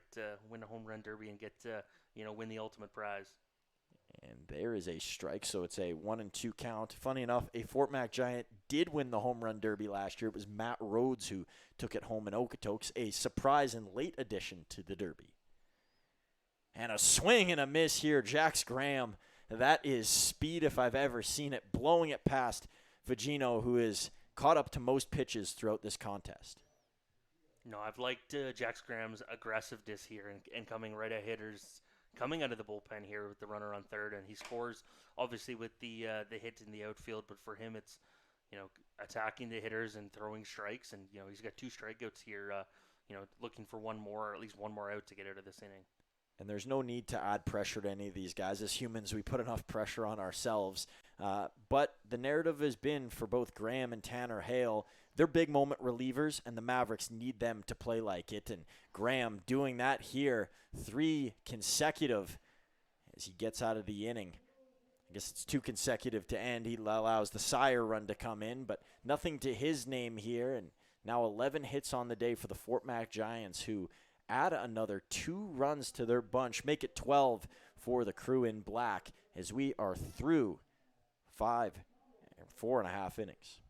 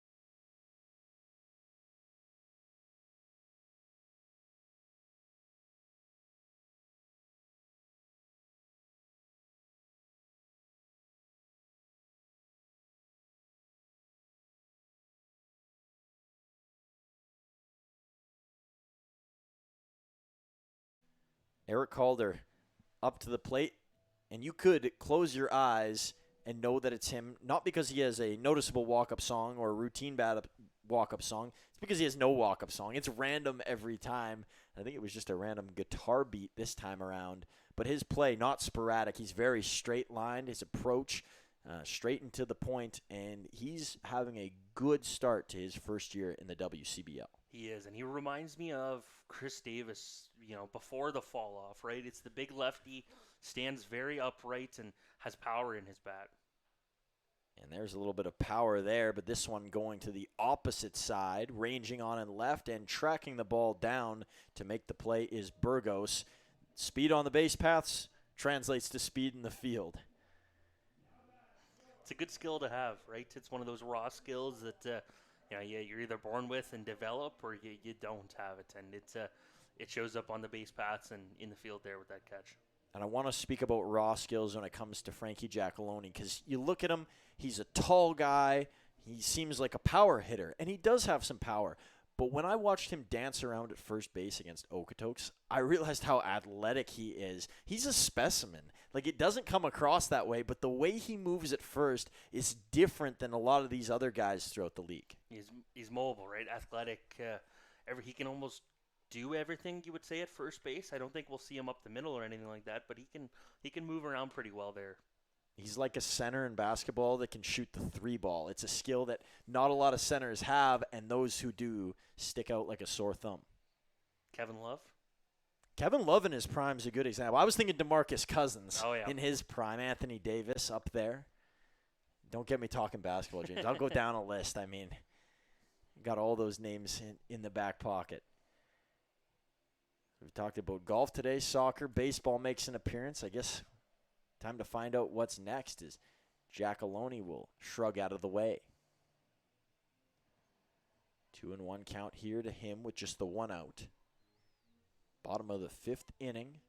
Blue skies all around. You know, it was kind of rainy to start the day. It wasn't looking good, and the radar didn't didn't show anything for tonight. But this is way better than I expected it to be here. For tonight's game. And got talking about the tornado a little bit earlier, and the whole fiasco with that. I'm sure your newsroom was flooded with calls and people wanting to speak their part about what was going on in the Medicine weather sphere. A little bit. It was windy and the rain, and it got green outside Truman at one point. I didn't like that, but I think Medicine Hat did okay. And it wasn't that long ago there was a tornado in the outskirts of Med Hat. I believe it was 2023 that summer. There was a tornado in the area, and unfortunately, destroyed a home. But good weather here tonight. There's no way to spin out of that. Sorry. What a good walk there from Frankie Giacalone. Well, he did a little bit of a spin over to first there. Oh, I guess we'll turn our attention back into this game and get away from natural disasters. Apologies for that. Evan Morrison in on the right-hand side.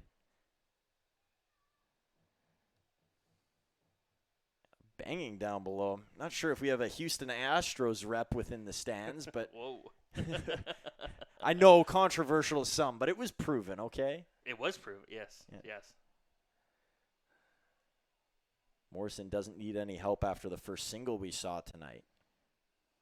The only thing he needs is a little bit more elevation on the ball. He would love to put one across the fence. Morrison, did he go? They're going to check, and no swing. You can correct me if I'm wrong, Truman. I believe Morrison's grand slam, did it not come off a lefty? Or it, so he has the power. He can handle a left-handed pitcher, and he's able to take it out of the park. And, with the Mavs, wouldn't mind a 2-run shot right here. And he was better the next time around as he stuns this one over into center field. And what a good night for Evan Morrison.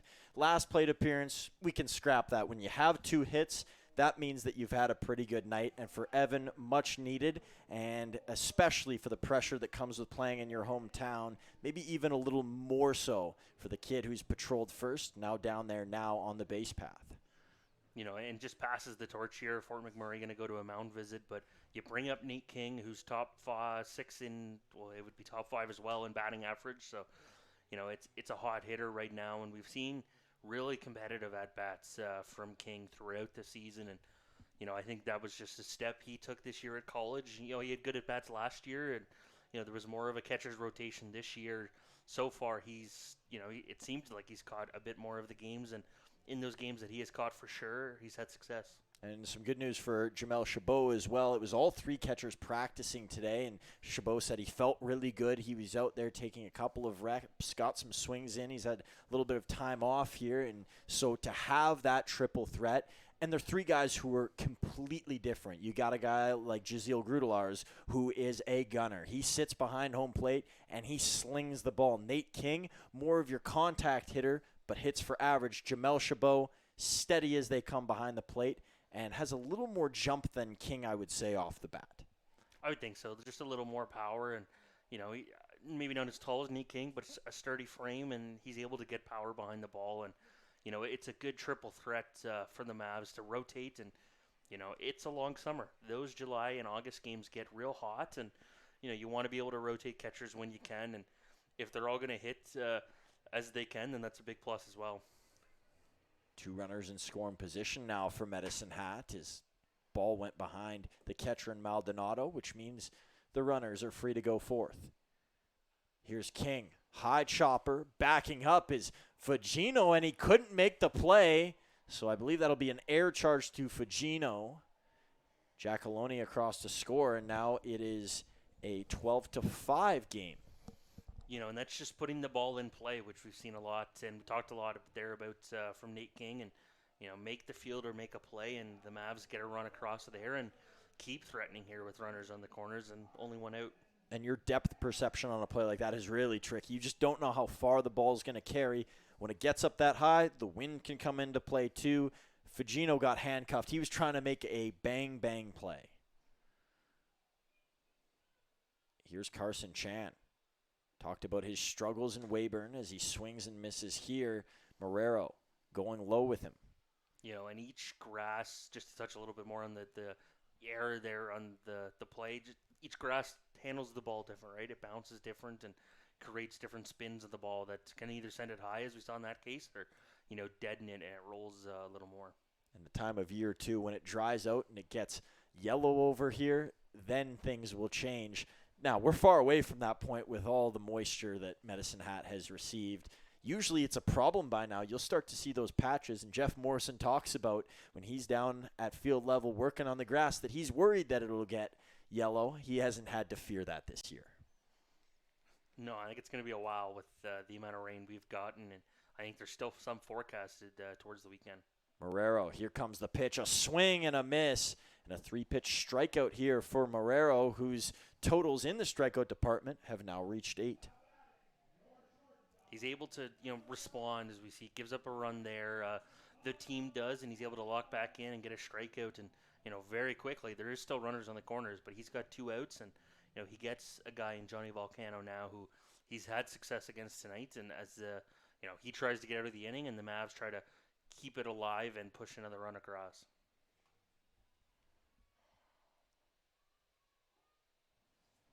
Marrero.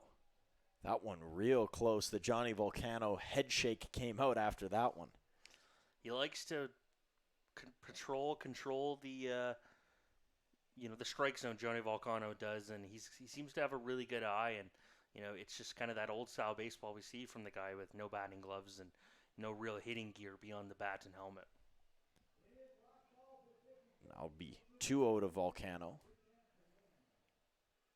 Trying to see if I can find the single game record for most strikeouts by a Fort McMurray Giant. They have the records on their webpage. They're one of the few WCBL teams that does that. If you're curious about checking out the Mavericks, we provide that as well, of course, on our website, left-hand tab. And that, I believe it is under statistics and then Mavs records at the very bottom. I could be wrong, but that's where it was placed last time I checked. Looks like Maldonado's feeling that a bit. Ball came up and got him. I don't know if it got him in the throat or just a little up high, but just kind of trying to shake off this last pitch here from Marrero. It looks like Maldonado is going to be good to go. The fit works so well. Sometimes guys will travel up and they'll have to borrow gear. I'm not sure if that's the case for Maldonado, but he's suited to the nines in the orange attire. It works, right? If you're the Giants, orange and black, and it's a real pretty color combination. Marrero, here's a high chopper. Let's see if this causes some chaos. Tap on second, and it did not. So an easier play, at least it looked easy, from Aracho, who will tap down. And the Mavs, they get one back after giving up 2 in the top half of the inning. Will now move over to inning 6. James, still leading the hits are the Fort Mac Giants, and despite the 1 error, they haven't let it become a theme. That's the difference between them and Medicine Hat. I know it only says 2. There's been a lot more trouble defensively for Medicine Hat.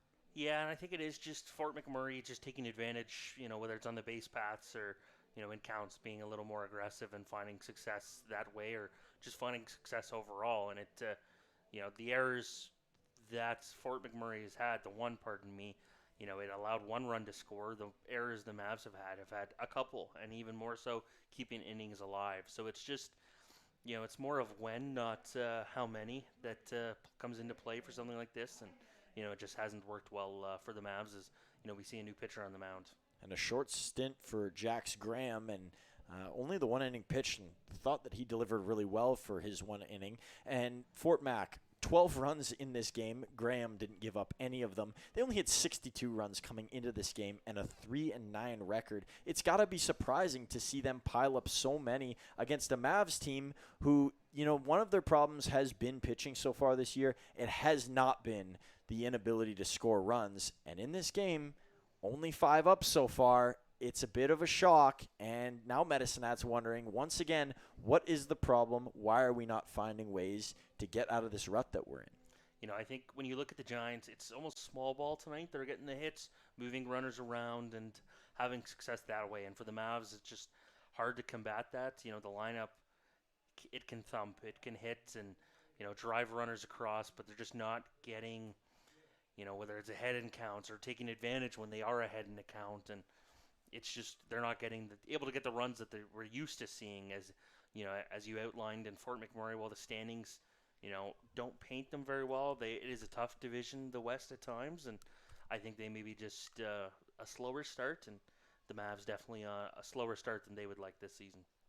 A slow start to the season for David Heinen. He didn't have a good outing in Brooks, didn't even make it past the 3-inning mark. His last appearance in relief, much better. He sits with a 15.19 ERA in 5 innings pitched, 5 strikeouts to 4 walks on the year for the Minnesota native and Minnesota Twins fan in his youth.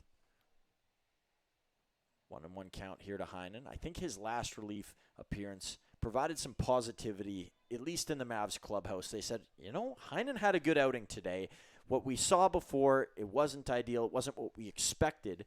But his college coach said, hey, David loves to learn. He's willing to do anything to improve. And eventually, you think with that mindset at the forefront that it's going to happen. And for Heinen, that's been it as of late. Here's going to be a tough play over in left field. It would have taken a Wembanyama-sized arm to get a glove on that. Shouldn't be making Wembanyama references with the NBA Finals being over and the Knicks being victorious over the alien in San Antonio. But it has been kind of an extraterrestrial game here for the Giants. It's an out-of-this-world performance, and it's all in due part to hits like that, finding green space. And they're able to just pile them up, right? Or string them together and move runners around that way. And that's kind of been the recipe for success here tonight from Fort Mac. We've seen a couple doubles, saw the triple, obviously, the last inning. But it's been just the hits and the timely ones that have moved runners around and, taking advantage of errors as they have come throughout the game. Heinen, a lean over to first. He gets really low when he strides forward. He's almost in a crouched position when he comes off of the mound. Some people like the tall effect. It's an athletic look for David Heinen. And with his height, you get the legs in there, and there's a little extra power in that, right? Get every ounce of stride and energy that you can and take it towards the plate. This one going to sail outside. Heinen, a football player during his time. And, football players, they're taught to get low so they can get that energy, push forth. It's almost an anger in getting lower, too, that Heinen has on the mound. 2-1 count here. Pitch on the way. It'll be high to Adeseo Santiago. I think if you were walking down the street and David Heinen walked by you, you would guess football. It just, he's a big body and a solid frame, and, it works as a pitcher and it works in baseball, but it screams football. And a swing and a foul off here. I think that hit the top of a kid's hat. They seem to be all okay over there. Full count here. Nobody out. 1 runner on. Santiago. Heinen. A longer look. Going to piece it together. That one off the foot. Heinen, calm approach to second, looking for 2. Volcano, he'll deliver the goods over to Eric Calder. A double play for Medicine Hat. That's a difficult play for pitchers, right? It's coming at you. One, you have to wear down the adrenaline from a ball coming straight at you. Set your feet, make the throw to second without airmailing it or bouncing it. And he makes a good throw there to Volcano and to get that play and at first and, very quickly erases what was a leadoff single and gets himself 1 out away from getting out of this inning. And Arwin Burgos, you don't want to allow him to run. Burgos go there. He flinched, but not enough for a strike. It'll be ball 1. Burgos 2 for 3 so far tonight. Heinen, 11 pitches, 6 of them for strikes, so he's well informed of where the zone is. Here's going to be another chopper back up to the mound. Heinen over to first base. A high one to Calder. Made you look, and that's out number 3. So David Heinen comes into the game. He feeds off of what Jax Graham provided, and that's 2 good relief appearances out of the Mavs bullpen. Now you're starting to understand who you can use where if you're Ryan Reed and co. It can only carry into games when you see guys put up efforts like this and get outs as efficiently as that, and to work out of, we saw Jax Graham work out of a jam. We saw David Heinen there himself work out of a jam, right? 2 assists on 2 different plays to get outs in this frame. So, it is just putting outs together, stringing them together, and finding success out of the bullpen that goes a long way as the season goes on. And for tonight's head-to-head, it isn't relievers, but rather starters that we want to highlight. And those are 2 that were all-stars last year in Julian Pokorny and Ash Amerlin. Ash Amerlin, you watched him pitch at the All-Star game, start the All-Star game last year, James. Would you be shocked to learn that he has a 23.40 ERA so far this season? I would be. You would think he hasn't pitched so much and has had a couple blowouts. That's a surprise, and I'm sure Amerlin will get it down as the year goes on, but maybe a bit of a slower start than we'd expect. He's a guy that's fluent in, I think, 4 different languages and fluent in providing runs to other teams so far this year, which is unfortunate because he is one of the stronger pitchers in our league. 70 strikeouts last year. He's got 9 so far in the season through his 5 innings pitched. The walk totals have been a bit higher, and that is what is added to the ERA. For Julian Pokorny, he seems to be getting better each year. He's in the WCBL, an all-star last year in 0.48 ERA this year with 9 Ks through just over 10 innings. He's been a bright spot and a late addition to the Mavs as well. Yeah, he has. You need to be able to inject arms like that as the year goes on, and it's an early injection, but it's worked well for the Mavs and Ryan Reed and his pitching staff, and Andrew Bench, I should say, the pitching coach, and his staff as well. So Pokorny has done well, and he's working his way quickly here to another All-Star appearance, this time in the red and white. And at a new place, Saskatoon, the host this year. And will that be an interesting switch-up, James? Because, Siemens Stadium, it's got so many seats. It's a loud environment. It's close to a big city in Calgary. And Okotoks is growing as well. The change-up to Saskatoon, any thoughts on a new destination? I like it. It changed things up a little bit. Saskatoon has put in more seats, right, this off-season, so there's more viewing areas for there. And I think they're changing formats as well, a bunt derby, a Little League home run derby. So really, Saskatoon's making it their own. There's a concert as well, and I like it. I like a change, and, we'll see what Saskatoon does, and, who knows where 2027 All-Star game will be. And a bunt derby this year. An interesting choice to add, but it's a fun one. I'm not sure if you have to be an all-star to participate in the bunt derby or if it's like the home run derby where you can bring someone extra. I guess we'll be interested. It'll be interesting to see how many players each team is allowed to bring with the addition of an extra day. Does that mean more possibilities for all-stars? Well, 1 count here to Adam Volcano, who fouled it off, and a new pitcher on the mound for the Fort McMurray Giants. And it looks like it's the righty in Mark Torr out of Edgewood University, the senior. Torr will adjust the hat here from Homer Glen, Illinois. I'm not sure I know anything about Homer Glen.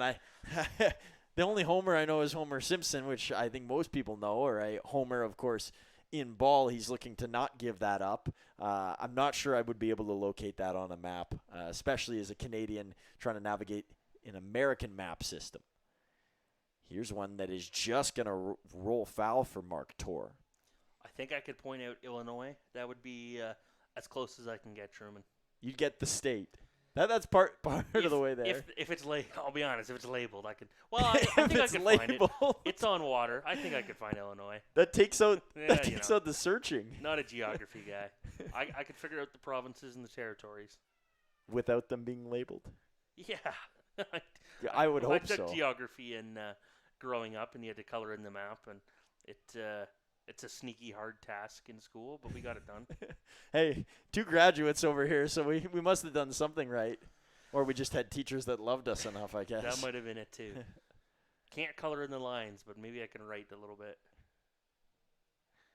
1-2 count here to Volcano, who will swing, and he's going to sprint down to first. There might be a chance to get there. Maldonado, he's going to send this one way wide, and Adam Volcano will signal, head for second, and then stop in the parking space at bag number 2. A lot of running for Adam Volcano there. has the ball that ends up fouled on the third base line. He ran it, and it looked like he might have beat it out, or would have beat it out if there was even a play on it. And then there, drop third strike, gets down to first quick enough that it forces Maldonado to try to make a tough play. He can't, and ends up on second to kick off the inning and turn the lineup over now for Carter Roth to try to do some damage with a runner in scoring position. And over the last 2 years at Edgewood for Mark Torr, his strikeout to walk numbers are pretty good. 64 strikeouts to just 32 walks. A free pass, obviously, there on the missed throw, but it was a strikeout, so I guess it kind of alludes to that he is capable of it, and he spent 2 years at Edgewood now. The ERA was a bit high in his first go-around at 6.67, but a 4.83 in his second year there, which was this season, and he went 5-2 in 10 appearances, so Torr definitely capable. Tall task here against Carter Roth, who will foul it off. 2 for 3 is Roth in this game.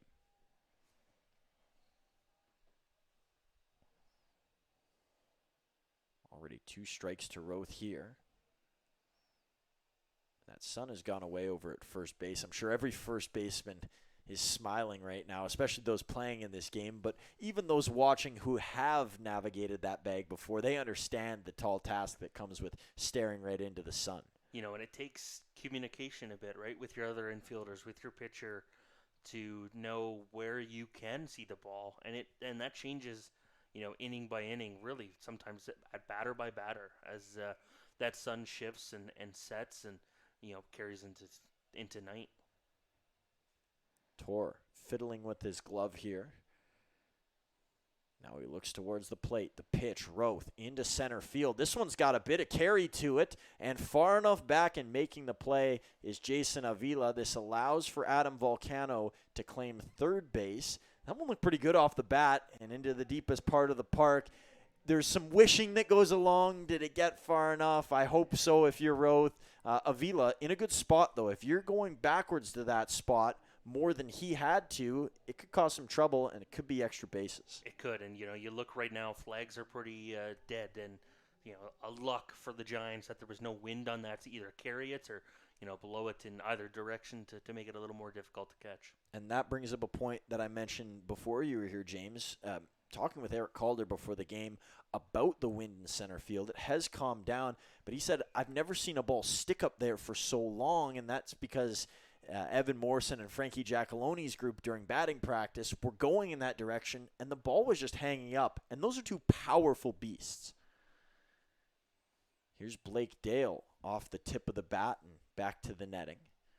It can really alter the path, and it's kind of fun to watch sometimes, just when the wind, if it's going out from home plate, just how much it can carry it, or if it's coming in, it can really make it hang up in there, and you almost wonder if you're hitting a wall in midair sometimes.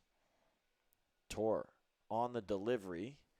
That one's going to end up high. First ball of the count to Blake Dale. Dale came in tonight with a lot of strikeouts, but an average that he's certainly happy with throughout the course of this season. Much higher than a couple of the averages he's boasted in years 1 and 2 in the WCBL. Going to dip low for Dale. 314, the exact tally for him before this evening. And just sitting on that, what looked like a slider on the outside, we've seen Blake Dale in the past offer at that bite on it, and holding back here now as a little bit of an older infielder, and puts himself now in a 2-2 count. Torr again trying to work away. That's what we saw from Diego Centella, and he just couldn't get it to grip for most of the night, and I guess it was a short night as well for Centella, and we're seeing a bit of the same from Torr here. The difference is it kept becoming an issue for Centella. Torr hoping that will dissipate. Full count. Here it is from Torr, and that one is going to get Dale looking. So the second out is provided via the K for Mark Torr. Yeah, that one just danced right on the edge of the plate. It was kind of, where you want it, when you've got him looking outside on a slider, bring it in a little bit more and freezes Blake Dale, and quickly gets here to 2 outs.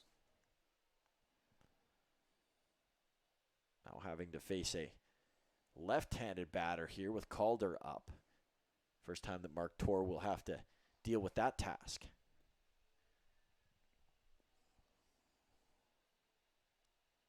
Torr. Went a little bit too low. A good hold off there from Eric Calder. Outside of Fort Mac and a couple of their swings in the first few innings, the first pitch, it has been left alone by most of these guys. And I think that's something that's becoming more common.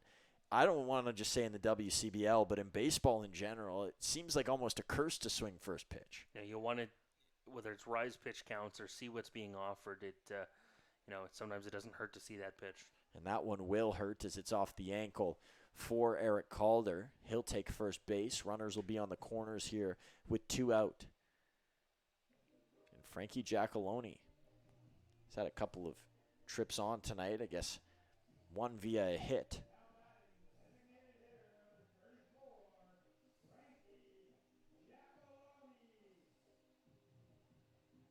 James, I'm not sure if your score tab still says that Luis Marrero is in the game. I'm not sure. And obviously, we got Torr on the mound. Just wanted to confirm with you, we don't have Torr's exact stat line, so we won't be able to keep you up to date on what his numbers look like until, obviously, a change is made. And then even so, that still might not be on par. There's a strike from Torr. First pitch to Giacalone. Might have to be a post-game adjustment on that stat line. Final line for Luis Marrero before exiting the game. 5 and 2 innings pitched. Oh, I guess it wouldn't even matter because I guess 9 strikeouts, I think, is what he finished with. So we got the strikeout total off the top of the dome. And here's a flare from Giacalone that's going to get down. It'll score Adam Volcano. And now it is a lead that is just 6. Yeah, Mavs staying alive there, and Frankie Giacalone just keeping alive in that at-bat and able to flare one into right field there and chip away, right, is where the Mavs are at right now. If you're not going to get the big hit that really shortens the lead, chip away and, just keep doing that as the innings pile on here or get, closer to that 9th. Just wanted to mention our score clock has been frozen, at least on the stream, so apologies for the score not being updated. We know what it is. It is 12-6, and we'll keep announcing the score as it changes, but technology is technology, and we have to work alongside it sometimes, even though it won't work with us.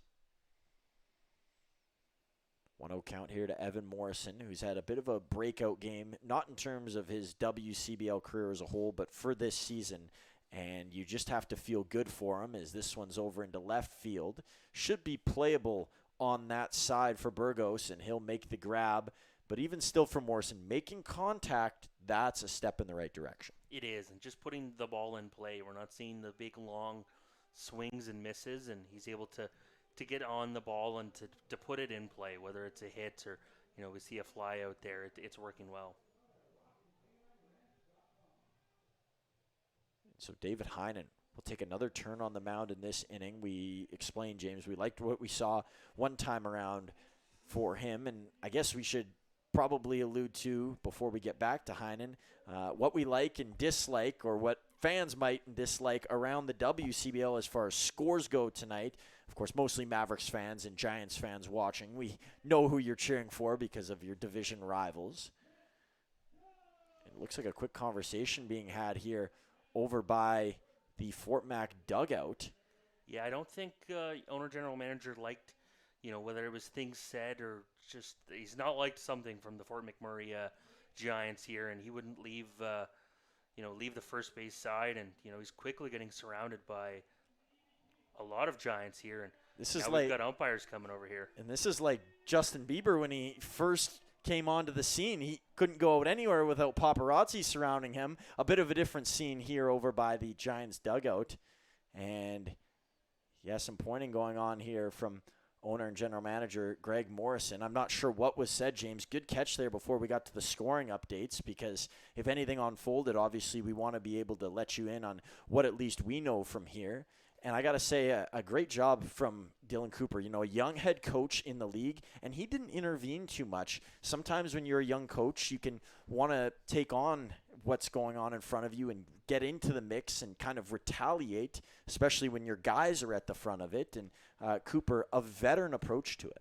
And I will say it would take a lot for, I think, Greg Morrison to say something in that moment. It would, I don't know what was said. I'm not going to even try to speculate, but it would take a lot for Morrison to go over there and to say something. So clearly he didn't like it, and he made that known, and we'll see. You hope not, right? This isn't the league. This isn't the time for anything to boil over. So hopefully it was just that one moment here. Yeah, Mo, a very friendly face, and he's my boss, so obviously he has to be friendly to me. But at the same time, always very greeting. You'll see him at the end of the night at the gates, welcoming in fans and chatting with season ticket holders for years. As you mentioned, that's not something I've ever seen before, James. A rare occurrence. I'd say that and the lunar eclipse might align. It's up there. And, maybe the first time we saw, the ospreys flying around. Pretty rare moments. I know what you're alluding to, and I'm not sure if we can say anything yet. This is up I'm over the head of the shortstop ospreys. and into left field. Nope, just talking about birds, Truman. Just birds? As you get older. There's lots of chirping going on over there. As you get older, you start bird watching. You'll get used to it. You'll find a love for it. Is that what we're going to be seeing in the news? Lots of bird photography from you? Not yet. Not yet? Not there yet. No, not just yet. watching. Just watching. Yeah. Keeping an eye on them. Having to keep an eye over on a runner at first here will be David Heinen. No outs yet for the righty. And now he'll see the 9-hole hitter here in Carson Young. So Young up to the plate. He's reached so far tonight. And with Zariel Maldonado on first base, he's got a chance to move him along as well. But with the speed that Young's got, Maldonado's going to have to keep up. Might have to get a little bit of a head start. A large head start in this game for the Fort Mac Giants, who were up 2 right off the hop. And, hey, good start there from Maldonado. He took your advice, James. I'm not sure if he's wearing an earpiece linked to the broadcast down there or if he's just a smart player. I think I'll go with the second option. But Maldonado to second, Young to first, and the leadoff batter, Jason Avila, will take his rightful place at the plate. He was jumping around there trying to get that lead, and he was able to get it. And I think if he doesn't slide into base there, he's able to, on the hit, or on the stolen base attempt, he's able to move up to third on the hit, but slides in, and now Giants have runners on first and second. And it looks like a pinch hitter coming to the plate, Truman, number 25 for the Giants. It looks like, I don't want to doubt you, James, but I think it is a 25 now, so the score clock hasn't updated. That's a tough one because it was a number 5 before in Avila. So I see what they're trying to do. This is an interesting tactic here from Fort Mac, but they do take out a big hitter in Jason Avila, and I'm sure without it being a 6-run game, Avila's probably still in. Instead, we'll get you an update on who's taking his place down there. And it looks like it's going to be Joey Hacker, who's a new addition over towards third. They're going to say that Roth did not get the tag, so in there is Maldonado. Young over to second. They couldn't challenge him. Of course, going after the lead runner there. And so Joey Hacker in outfield. You'll always see a couple of guys who they're not on the initial roster, but you have an injury or you have someone leave and you got to fill a spot. And Joey Hacker has been one of those for the Giants. Hacker tings this one back towards the netting. Fort McMurray very aggressive on the base paths this inning, Truman, we've seen. And I don't know if that's them looking at a 6-run lead, wanting to grow their lead, but wanting to get it up to 10, or just this is the inning that they decided to try to run on a guy like David Heinen. But they have been moving around the bases here. Well, it's got to be something in the tail of the tape here, James, because there's been lots of teams running against the Mavericks, sprinting to first, and there's the football background for Heinen, and he paused the runner in Maldonado, and that was that look-off. Body language is so important. Deception is important. Using both of those was Heinen to freeze the runner. Both Heinen and Calder on that play, right? Calder fields it, and he's able to look, and the runner tried to go, stopped, tried to go again, and Calder in the position to make both plays, the flip to Heinen, or if he had to, the throw home to Nate King, and the Mavs get the out here, and Heinen a quick out for himself with runners on second and third. And I was talking about the tail of the tape. Lots of teams running on the Mavericks. This isn't something that's new. You wonder when the adjustment is going to come. Obviously, we're not coaches up here. It's just something that we've seen over the course of a couple of games. You know, whether that's pitchers trying to be quicker to the plate, catchers recognizing, looking at guys on the bases that if they're looking like they're ready to go, either call for a pickoff move or, you know, be ready for a throw. It's a bit of both, and you know, sometimes too is just runners getting lucky and, you know, finding their moments. Heinen into his glove here. Knows those two runners are there. You don't have to remind him, and he gets a chase up high and a frustrated reaction there from Aracho, who couldn't help but swing. You know, and Maldonado is dancing around there on third base. I don't know if he's hoping for a passed ball, if he's trying to psych out David Heinen that he would try to steal home, but he's really moving and shaking. Maldonado, an Irish jig of sorts. Here's Calder. This one will fall into the Fort Mac dugout, so it's out of play. Yeah, we've seen that as well. Earlier in the night, it was Carson Young who went to those moves over there. I guess anything to get in your opponent's head. Not sure if this is a trend for Fort Mac. You know, we try and watch as many games as we can, but when the Mavericks are on, obviously we're here and we got to follow the home team. But it's interesting that that has been something that they've continued to go to. You know, and it's something with a right-handed pitcher as well. You're right in his eyesight. He's going to, when the pitcher comes set, he's looking towards that third base line. So if you can throw him off for a second or two and, you know, alter his delivery to the plate, it can work out in your favor. This one popped up, going over towards center field. And with the speed from Maldonado, he might have a chance to score here, and the throw from Morrison is going to allow him to do just that. There's not a lot of guys from deep center who can make that throw into the plate. I'm going to actually go out on a limb and say there's none in this league that can throw it that far. No, there's a lot of distance there and momentum, and you know, Morrison was able to get under that and to get his feet moving towards the ball as, you know, it landed in his glove. And it would have been tough at home, you know, closer game, maybe you try to make that play. But in that moment, keep the runner on second and don't let him get to third where it's a pass ball that, you know, can let him cross the plate. Batting next is Keita Fugino. Fugino, 3 at-bats on the night. He's come in to score twice, 1 hit, 2 RBIs, a walk and a strikeout on the night. So he's filled out the entire line. Heinen is going to walk off here with 2 outs, and I feel like it was an inning and a half ago when we said we were going to update you on the WCBL scores. Those are still coming here. We want to, of course, stay with the play. You know, you saw the Mavs there. I don't know if they thought Maldonado didn't tag up there. They checked over on third, and the safe call still stood. And I don't think Johnny Volcano liked that. He talked a little bit to the umpire, but, you know, Heinen works here now with the ball on his first pitch to Fugino. Heinen. 1-0 the count. Fugino, a fly swatter attempt there. A little bit of dust flaring into the air. That looks like when a bird gets hit by something and it vanishes, just a cloud of smoke. Fugino. Do you think the gold bat adds anything, like +5 contact or anything like that we see in video games? As the kids would say, I think it adds a bit of aura to his game. I'm not sure what that means at all. I'm getting dunk status over here. I do know what that means, as I'm going to throw in a little bit of slang of my own to show that I'm still with it. But, yeah, aura and a couple of these other ones. I've been out of school for a year, and it changes a lot, James. It sure does. Fugino will foul another off, and so it'll be 1-2. He's competitive at the plate, very feisty. He's got good bat-to-ball skills. Heinen dips forward. Fugino, this one is gone and into foul territory. If it stayed in play, it might have been gone in many other parts of the park. Just a little late on that one, and, you know, he's fighting them off. As you mentioned, he's very competitive at bats, and, you know, he's making starting to make Heinen work a little bit here in this at-bat. And Fugino, for a really good athlete, he had under 10 stolen bases at school, which I was surprised to learn. It looks like he could do pretty well when he's out there on first, and maybe it's just there wasn't a lot of confidence in him to steal, or they had a lot of other fast guys. You could see that happening.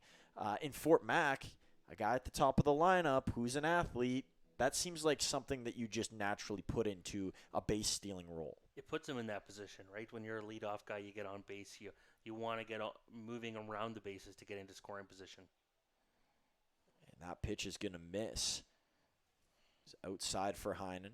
It's been the miss for most pitchers tonight. There's not a lot of work inside.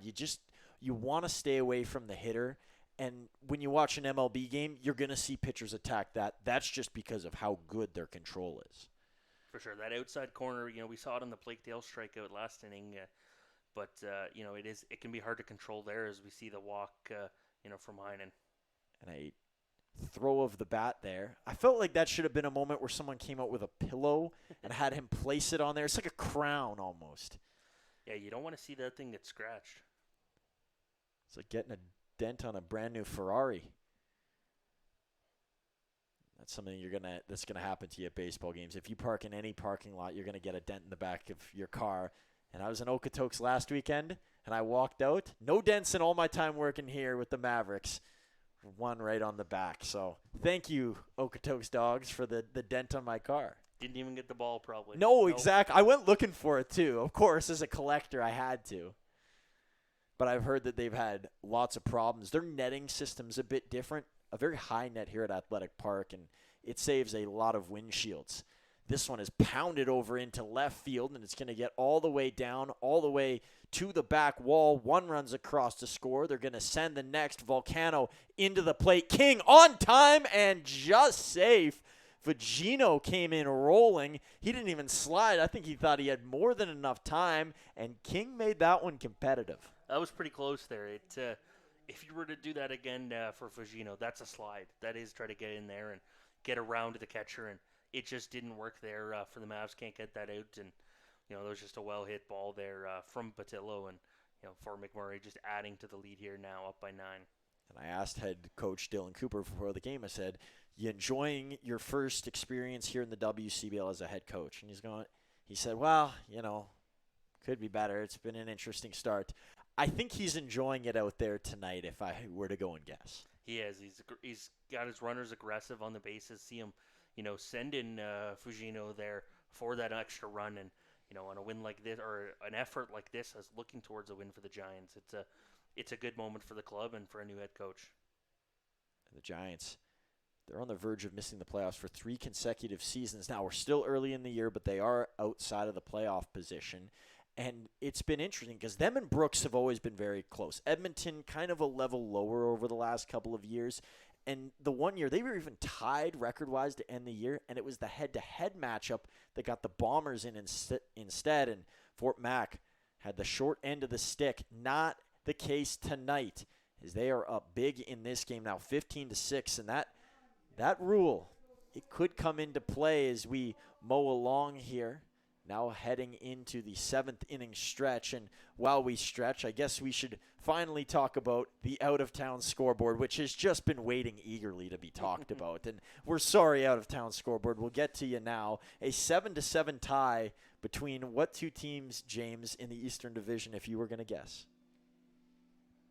Weyburn, Swift Current. Weyburn and Saskatoon. So an interesting one there. Weyburn's had their time. They're gonna get in eventually to the playoffs. I don't know if it's this year, but they're overdue with some of the good players they've had, and they're making it competitive against a Barries team that's flat out lethal. Over in Sylvan Lake, another surprising tie. They've had trouble with the Bomb Squad. The Bombers tied 1-1 with the Gulls at the moment in the top of 7, top of the 6th over in Okotoks between 2 teams atop the West. And it is a 15-5 lead for Okotoks over Lethbridge. No matter what season, no matter what year, what condition too, the Dogs just seem to continue to be the top dogs, and they're taking it to the Lethbridge Bulls. And in the top of the 8th inning in Regina, 2 age-old rivals, the Red Sox and the Miller Express, in a bout that is 1 run apart.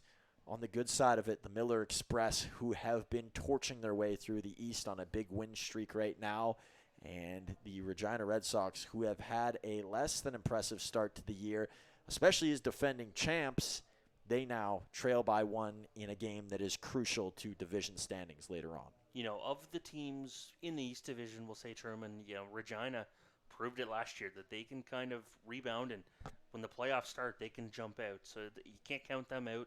You know, Weyburn, we saw the Mavs split with them this week in 2 different fashions. Mavs took the first game 10-0. Mavs lost 5-0 last night, and their additions of re-additions, you could call them, of Ryan Dauphiney and Trevor Dale. Those are big adds for the Weyburn Beavers. So, we've seen them have success already. They add those 2 guys, and we'll kind of see how they can string things along here, tied with Saskatoon tonight. And a couple big subtractions as well for the Regina Red Sox. They lose their ace who pitched game 1 of the season here as Nate King goes out into center field. Aiden Shoemaker no longer with the team. And then their starting shortstop and leadoff hitter Mason Cantor isn't with the team anymore either. So they got some voids to fill. Of course, we saw what Regina did last year. They picked up some sneaky good guys towards the end of the year when they lost the Jackson Searings and the Colton Andersons of the world, and they managed to make it work. Can they double dip here and do it for a second consecutive? I think they have a lot of faith they can, and it'll be interesting to see how they do. And, there's a lot of work that goes behind the scenes, to make additions like that possible. One on here for the Mavs, who are threatening to be mercied in this game if Fort Mac scores one more run here, and I guess it would have to be in the 8th inning, then that would come into effect. The Mavs will still get an at-bat in the bottom half of the 8th,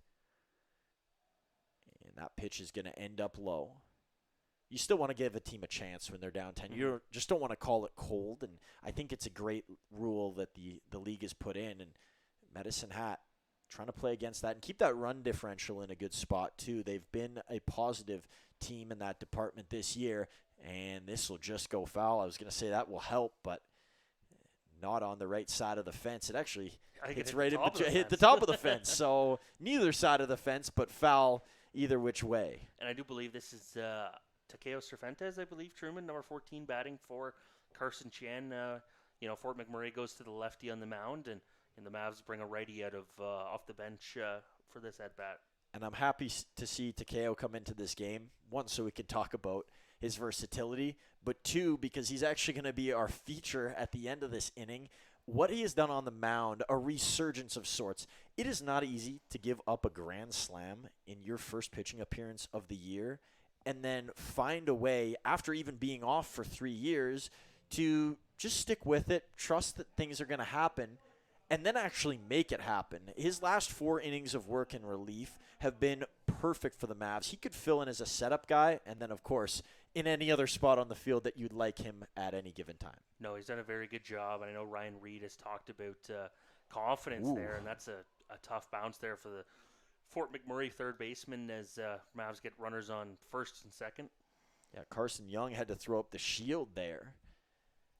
And just on Cervantes to not pitch for a couple of years and then to come into a league like this, and the pressures that brings to rebound off that early grand slam against it, it bodes well for the rest of the season, and to have that arm and the versatility, as you mentioned, and you're going to highlight to bounce around in the infield or around the field, I should say. It adds a lot and deepens that lineup that Ryan Reed has talked a lot about. And you bring up highlight. I think it's important that we highlight, of course, our sponsor of all of these streams, and of course, as well, the official hotel of the Medicine Hat Mavericks, Town Place Suites by Marriott, still with us, still providing great service. And the Mavs, they won't be on the road trip for a while, but lots of teams coming in next week. They're probably going to be staying in those facilities. It'll be a busy hotel week for the Mavs. I think they play 5 home games next week off the top of my head, and this weekend, the couple road games for the Mavs, day trips, as far as I understand, Swift Current and Brooks. So, the hotel visits will be aplenty for the visiting teams. And Ryan Reed's getting antsy with this group. He knows these are some winnable games, at least record-wise. You got a team in Fort Mac that's below 500. Brooks far below that, although they've picked up a couple of wins. And Swift, I think they have the lowest negative run differential in the league right now. I could be wrong, but last time I looked, it was at that. They've been on the wrong side of a couple blowouts, and the Mavs, I believe it's 29 runs or more. They've scored a lot of runs against Swift Current this season, and I'm sure a couple other teams have as well. Should mention a new pitcher on the mound for the Fort McMurray Giants. It's one of the longest tenured Giants in Riley Burns out of the University of Calgary. A couple of University of Calgary products on this team. Of course, Braden Ionetti, another one. This ball slapped out over to right field and causing a bit of chaos and now some turbulence on the ground. And the ball was dropped, so Volcano will get to second base. Johnny Volcano will head back to third. A run comes in to score via Nate King. And it is going to be, well, I guess we'll see what they rule it. They put up an error on the board, it looks like. So run comes in, but not earned there. Riley Burns will be thankful for that, but not thankful that his team gives up one. I think they did put it up as a hit, Truman. Fort McMurray had 2 errors coming into the inning. It looks like it's a hit, and I think it just maybe I jumped the gun on that one. It was just past the outreached arm, of the right fielder there, and for the Mavs, it's some momentum here as they try to climb out of what was a 9-run hole, and now is only 8. Here's Carter Roth up at the plate, and Riley Burns with a super neat glove. That's the old school pads that you'd see in hockey. He's kind of brought that leather to his glove look here. Like, if it was sponsored by Coho, I would not be shocked. Burns sits, stares, waits, and then will throw that one in. Now time's called. Talked about that Braden Ionetti, the other guy to play at U of C and be up here with the Fort Mac Giants. And the Ionetta family has been crucial within the success of the organization. Of course, the general manager being Josh Ionetti, former catcher for them, and then the owners of the team being his parents. So if you see that last name within the halls of Fort Mac, it's probably for good reason. Yeah, and you like a family business, and there's earned opportunities in that family business for sure. And the Giants, as you mentioned, have missed the playoffs, but still put together good teams over the last couple of years. Fly ball out to right field. Runner will stay put, so both Volcanoes will hang on. Roth a fly out into right. 2 down here, and Riley Burns, not the entrance that he wanted in this game, but still lots of cushion here provided by what his offense did in the earlier half of the game. And if you're the Mavs now, you're facing 8 runs against, right? Or a difference here as you're trying to make a comeback, and this is kind of where you want to strike here. It is 2 outs, and it is tough, but hey, have a guy like Blake Dale to play it against a lefty. You don't want to save it for the 8th and 9th inning. Ball slipped out of the glove, called a strike by the home plate umpire. 2 strikeouts on the night for Blake Dale. A walk, 1 hit, 1 RBI, 1 run. A lot of ones. 1 strike to Dale here. Burns strides into it. This one closing towards the gap. A great play at short. Over to first base. What a throw. What a slide to start it. It is Marcos Arocho with a beautiful throw. He does a really good job just keeping that ball in front of him, making the play, and, limiting it to just 1 run here in the inning as, Fort Mac tries to get to that 10-run lead here in the top of the 8th. A little bit of swag as he surfed into that ball, and that will do it for our 7th inning. We'll head to the top of 8. Looks like J.J. Harnett, the hometown product, will get warm, and we will get back after a word from Flow Sports. And, of course, James, thank you for joining us once again for another few innings of Mavs baseball. Appreciate it, Truman. Thanks for having me.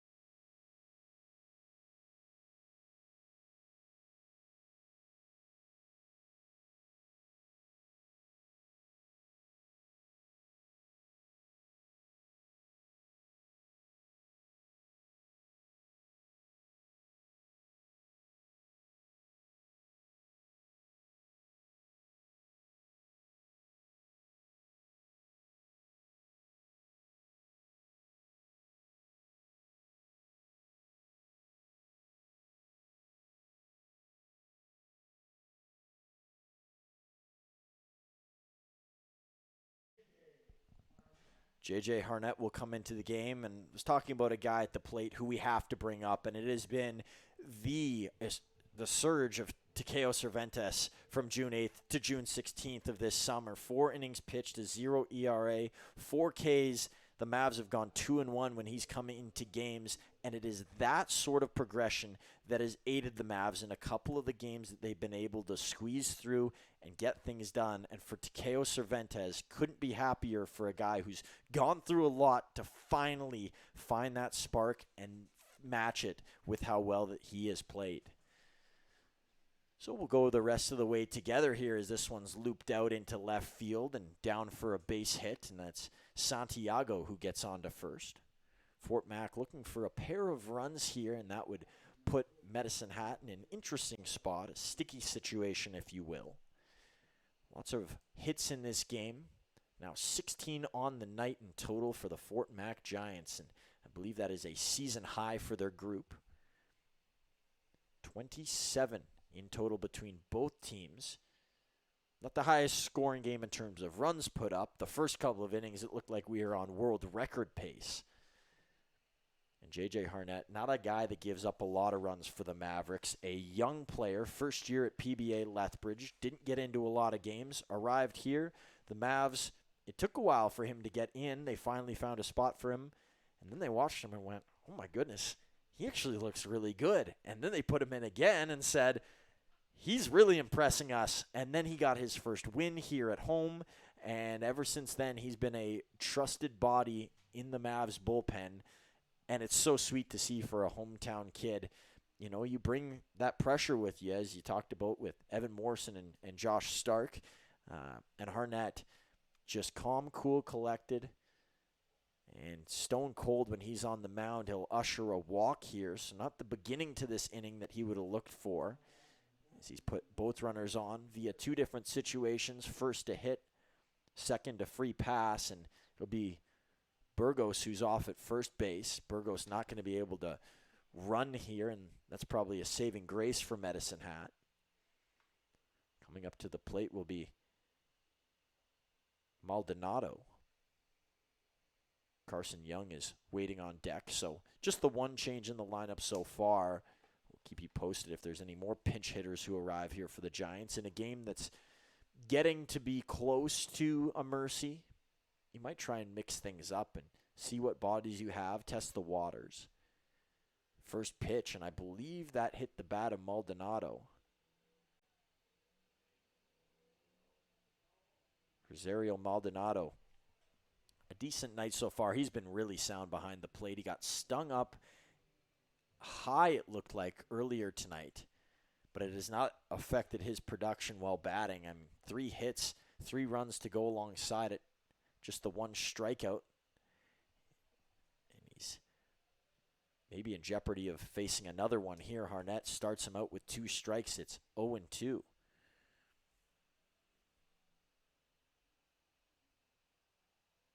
Harnett likes what he sees, on the same page with Nate King. Here comes the pitch. This one going to be sent over into left field. It's going to get down for a base hit. Runner's going to steamroll around third, and that speed is good enough to punch in a run. It's now 16-7 in favor of the Fort Mac Giants. So where does this put Fort Mac positionally in the standings after tonight? Well, they came into this game with 3 wins and 9 losses. The team ahead of them, the Energy City Cactus Rats, at 4-6. Obviously less games played for the Cactus Rats, but now evening the win total are the Giants. If they get one tomorrow, and of course Energy City loses their next game coming up, then they would be able to leapfrog into the playoffs, and that may not hold for long. Of course, lots of changes can still happen, but even being in that space, feeling like you're a competitive team, that can propel you when the midseason rolls around and there's ups and downs, and into the late season, especially to feel like you're not out of it. Guys are going to want to stick around, and then your squad becomes competitive. 2 on here for Carson Young. The bottom half of the order here has been delightful for this Fort Mac team. Young so far tonight, 2 hits in his 3 at-bats, 3 runs to go along with it, and a drive out into center field. It's going to be caught by Morrison, The runner will tag but not go over at second. So you can throw an out up on the board for J.J. Harnett, his first of the top of the 8th. And it's the change batting-wise here for Fort Mac as they'd made an inning prior, bringing in Joey Hacker. Of course, we talked about the Ionetti name in this Fort Mac organization. And there's Joey Ionetti as well, so plenty of family members, a different Joey up to bat and Hacker.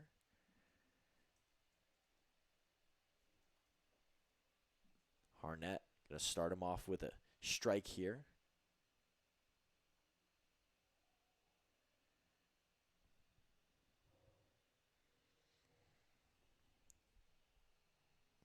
Oh, 0-2 to Hecker.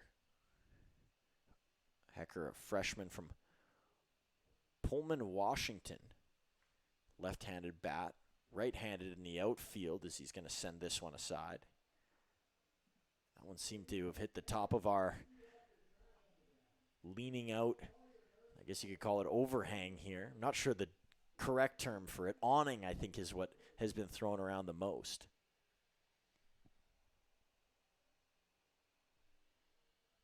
Hecker. And they are going to say that it hit him. Oh, no, that was a point to the ground. Just watching our streams a little bit delayed on the Flow Sports side of things, so able to look back and almost get an instant replay. You don't always have the luxury of that, but if you're looking at the right time, and it was a point towards the ground from the home plate umpire. So it'll be a 1-2 count, I think the official ruling here. We'll get things readjusted on the in-house score clock. Harnett misses high, and that one brushes into the back of King's glove as he reaches out. So now to 2-2. Looking for something on the ground here is Harnett. That would make his life really easy. Harnett into his glove, looks to second, elects to go to first, and that's out number 2. A smart veteran-like move from a young guy in Harnett. He made sure to check on second. It's just too tough of a play going cross-body. And you see NFL quarterbacks working on that sidearm delivery, that flea flicker that you've seen nowadays. That's not something that you'll see as much from pitchers, and rightfully so. That's a good play there by the young Harnett. And first pitch here will be high as he moves ahead to Marcos Arocho, who made an excellent play, a sliding play over at short to end the last. Arocho, that's 2 in a row that are high.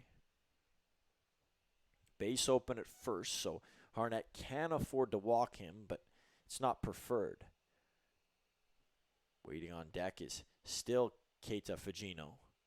And a long swing and miss there. Attacking at the plate was Arocho.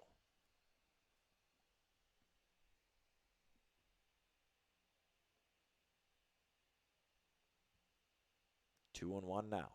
The Bugs are getting bad out there. I'm looking over at Johnny Volcano at shortstop, and he's swatting frantically. And you can sometimes see them when the sky gets dark enough up in the lights here. If you're coming to Athletic Park, bring your bug spray. Of course, you're closer to the ground, but any baseball game, probably smart to have a can of off with you. Swing and a miss here is now the count is full.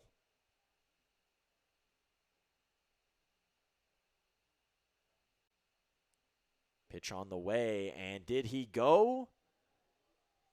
Waiting on the signal. No, the home plate umpire is going to make the call instead, and runner over at second base can't believe that he made the call. He was pointing down to say that it should have been at first, but overruling is the home plate umpire, and it's a strikeout for Harnett here in the top of the 8th.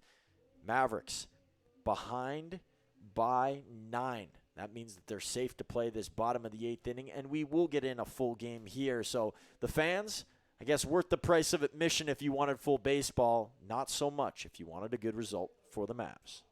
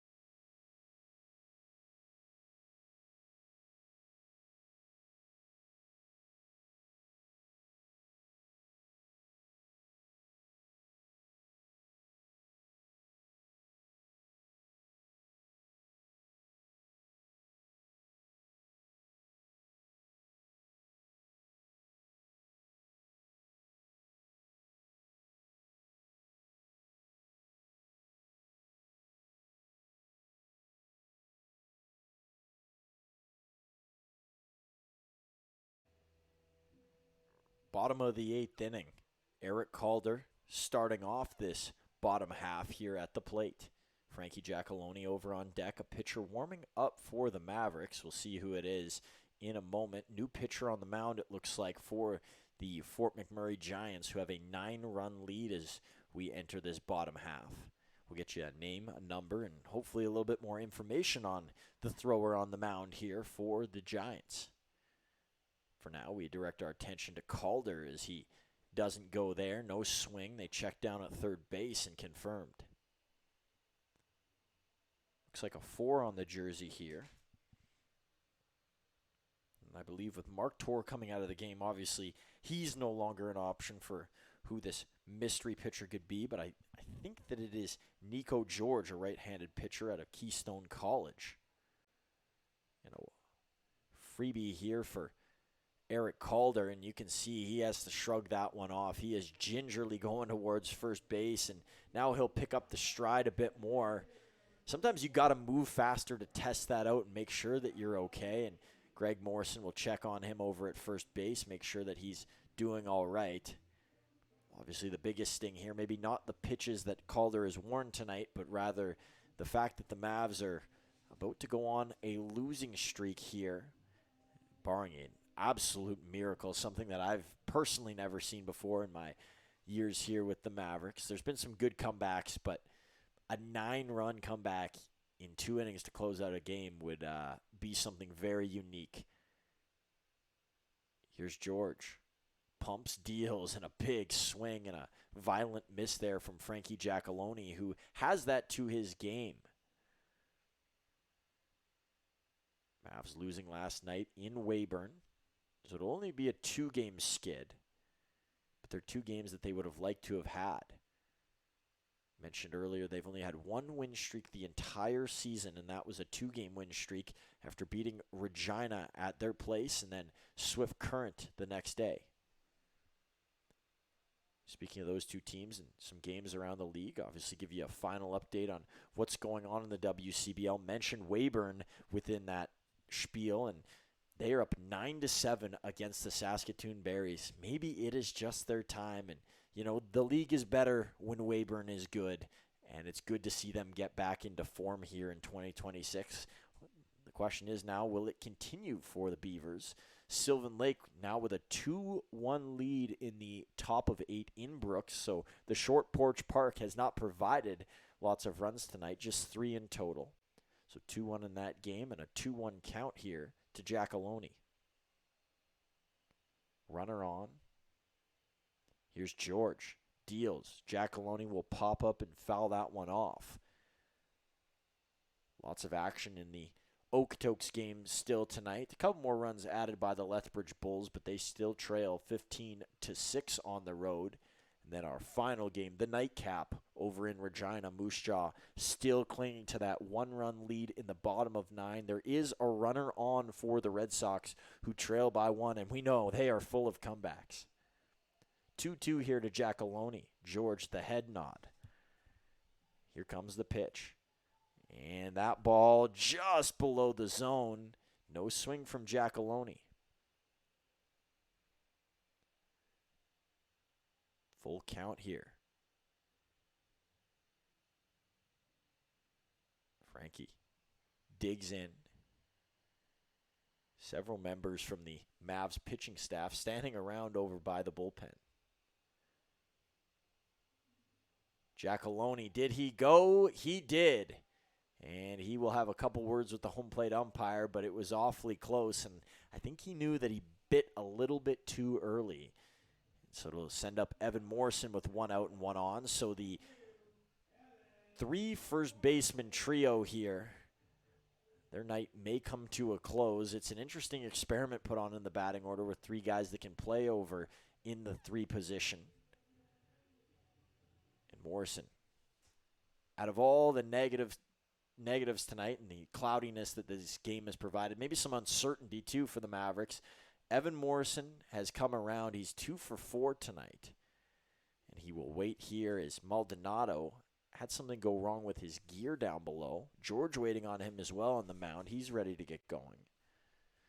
Fort Mac, fortunately, they don't have to drive all the way back home before they play the Mavericks next. It'll be here at Athletic Park, same time tomorrow night on a Friday night. And I got to say, stay tuned. Keep an eye on the Mavericks social media. Keep an eye on wherever you're going to get your Mavericks news, whether that's by pigeon, online, via thesaurus. It might take a while if someone's going to send you a book with definitions. But I will define one thing for you, and that is that the Mavericks have something new coming on the shelves. That's all I got to say. I'm not allowed to spoil anymore, but that is the little teaser that I am allowed to, I guess, they usually say put in ink when you're putting it to paper, but in this case, putting it out over the airwaves and stamping it home. So tomorrow, stay tuned. Announcement coming. 0-2 count here to Evan Morrison. High pitch, so it'll now be 1-2. Morrison, just the one home run, which is shocking. You think for a guy that is such an athlete and possesses so much power that even one that he didn't get all of would get out. But it's been the high strikeout numbers that have haunted him. Hasn't been that way in this game, and that pitch is going to be outside. You can see the pushover from the home plate umpire.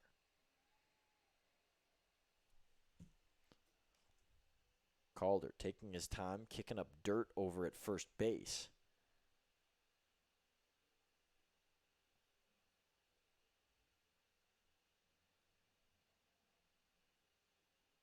Here's George. Morrison up into the air. It's harder to get it out that way, especially with the wind and a tough play at the wall. The grab is made by Burgos, who was all the way over, leaning against the back wall, and a high stretch. We saw that fool the right fielder on the opposite side, Ian Santiago.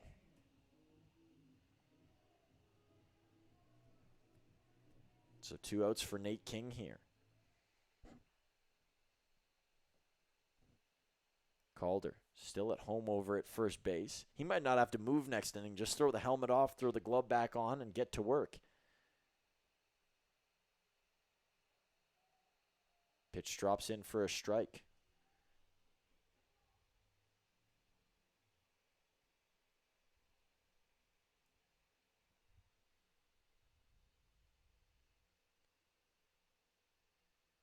King, bat above his head, and that one's going to miss low. So the Mavericks schedule coming up, we mentioned they play Fort Mac, and then after that it'll be Swift Current and Brooks. So nothing is easy in baseball, and there's no free pass to victory, I guess, unless a team folds or forfeits, which we've never seen the fold part during a season in the WCBL, but we have seen a forfeit. It was actually Fort Mac playing against Okotoks last year. They protested the field conditions in one of the games, and I believe they forfeited 2 games, and they ended up missing the playoffs by that margin, so came back to haunt them a bit. But if you don't feel safe to play, obviously it's not smart to. So that's the only way that wins can come up, but Medicine's going to have to battle here. They've got lots ahead of them, still plenty of baseball to be played. I know that saying becomes redundant, but it is one of the only things that you can lean on when your team is not playing well. And for this coaching staff, at least from the Mavericks' perspective, that's how they have to think. Fort Mac has proven tonight that's exactly how they think about things. And they got out of their, or are looking to get out of their slump here. And it's getting to the point where you can almost check that in.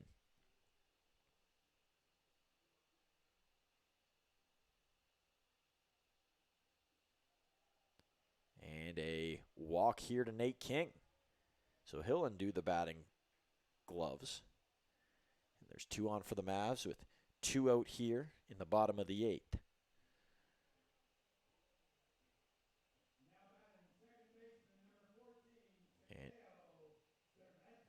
And Takeo Cervantes, we mentioned his pitching in tonight's game. He's gotten 1 plate appearance so far, and he's back at it again. This time to face Nico George, a pitcher he hasn't seen tonight. Nico George, 1 strike, one strikeout, 1 walk, and a bouncing ball that is going to hit off of the third baseman. Stopping up at third is Calder. diving to go and get it over short is Orocho, who's had a really good night defensively. And that was third baseman Carson Young, who couldn't handle the hop. Young, a very athletic third baseman, and he's been in there all night. So Johnny Volcano up. Takeo Cervantes was 0 for 1 coming into this game, and he will remain 0 for 1 unless he gets another plate appearance.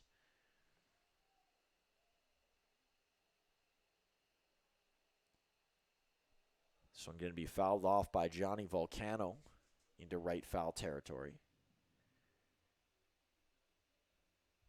Adam Volcano waiting over on deck, so it'll be the Doan trio as the next three.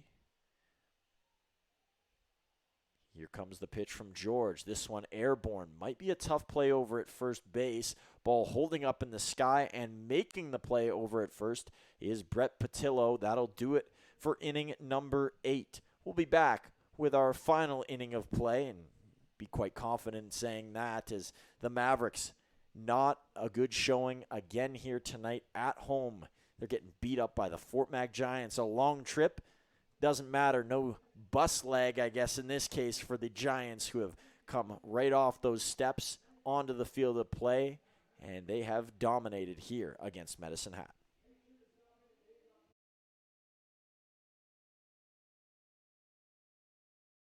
Hey baseball fans, make sure to stay up to date with your favorite teams across the league by subscribing to the WCBL YouTube channel right now. We have tons of free coverage for you over there, including daily highlights, full archived game broadcasts, daily game day previews, plus the WCBL report with myself and Joe McFarland every Wednesday. It's all in one spot, the WCBL YouTube channel. Subscribe today.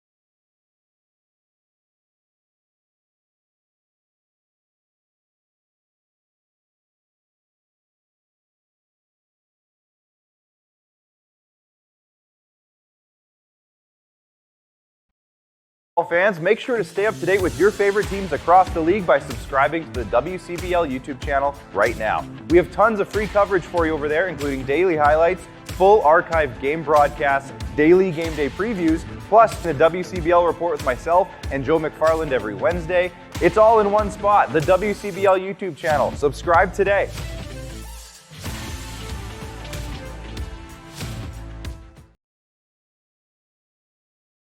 Well, what do you know about the 9th inning? Well, I can tell you this much. From watching games here this year, the Mavericks know a lot about the 9th, and they don't like it very much. Regina, with a comeback win to begin the season, that kind of set the tone for what has unraveled since, which has been an under 500 and an underwhelming beginning for Medicine Hat. Most other games here at home, outside of just the one, have ended in dismay in the 9th inning, and Miguel De Jesus coming in to pitch for the Mavericks. They still trail by a large margin. Not as large as it's been at points, but 9 runs is quite a few. And the first pitch will be popped up here. Miguel, one of the first people that I talked to when he came in, was wearing a Cleveland Guardian shirt. And he had entered in with a couple of guys to begin and kind of sat quietly on the side. He's not a guy that's super outspoken. He keeps to himself, but he's a super kind soul and a guy that loves to talk baseball. And he mentioned some of the control issues that he had experienced during his college time, and all he had asked for was a chance. And in his limited work here with the Mavericks, he has found some opportunities to do so, and I don't think control has been the problem for him. He's been locating pretty well in the zone. He hasn't been issuing out a lot of free passes. Of course, you always hope that you can put it in the spot that you desire. But for De Jesus, even his misses in his WCBL tenure haven't been bad. And once his load starts to get a bit bigger and he's asked to do a little bit more, we'll see if that can keep up. But so far, you got to like what you've seen. Here's a ground ball softly hit to Roth, and that's 2 quick outs.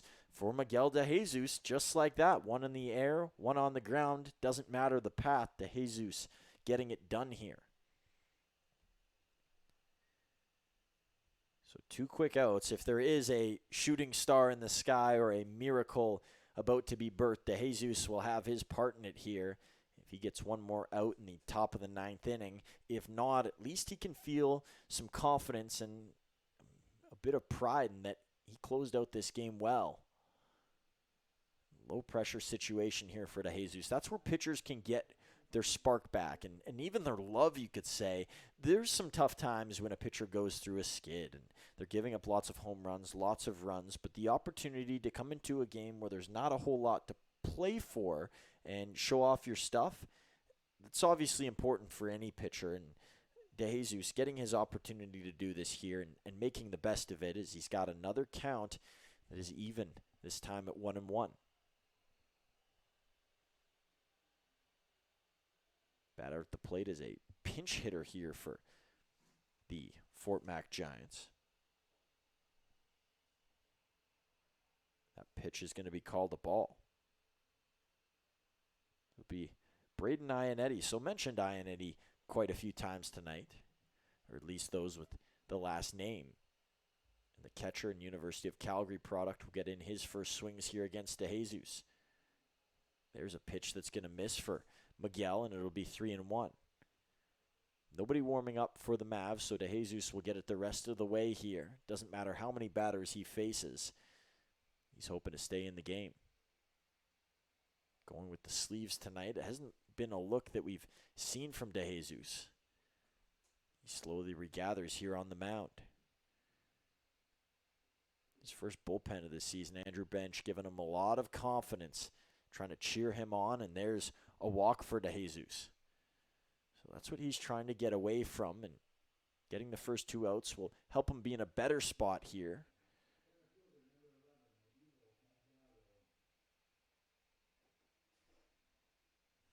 And Adesel Santiago with what could be his last plate appearance of the night. First time seeing De Jesus. And an empty crowd here at Athletic Park. Many have cleared out. The lower level still packed up, and those people like to stick around. They get the early bird service, you could call it. There's lots of cool, unique spots here at Athletic Park, and they continue to grow year by year. You never know what you're going to uncover when you come back to the ballpark for a home opener the next year. De Jesus, pitch on the way. This one's going to be grounded to first, and it is going to be called foul. Calder was staying steady on the line. And De Jesus ahead here 0-2. Miguel from all the way out in Nova Scotia. He's one of 2 players coming from that area. The other, Jax Graham, so you get both Nova Scotia natives in the lineup tonight.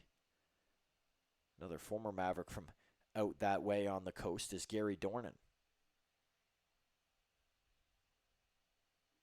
De Jesus, that a dipper, and it will be 1-2. De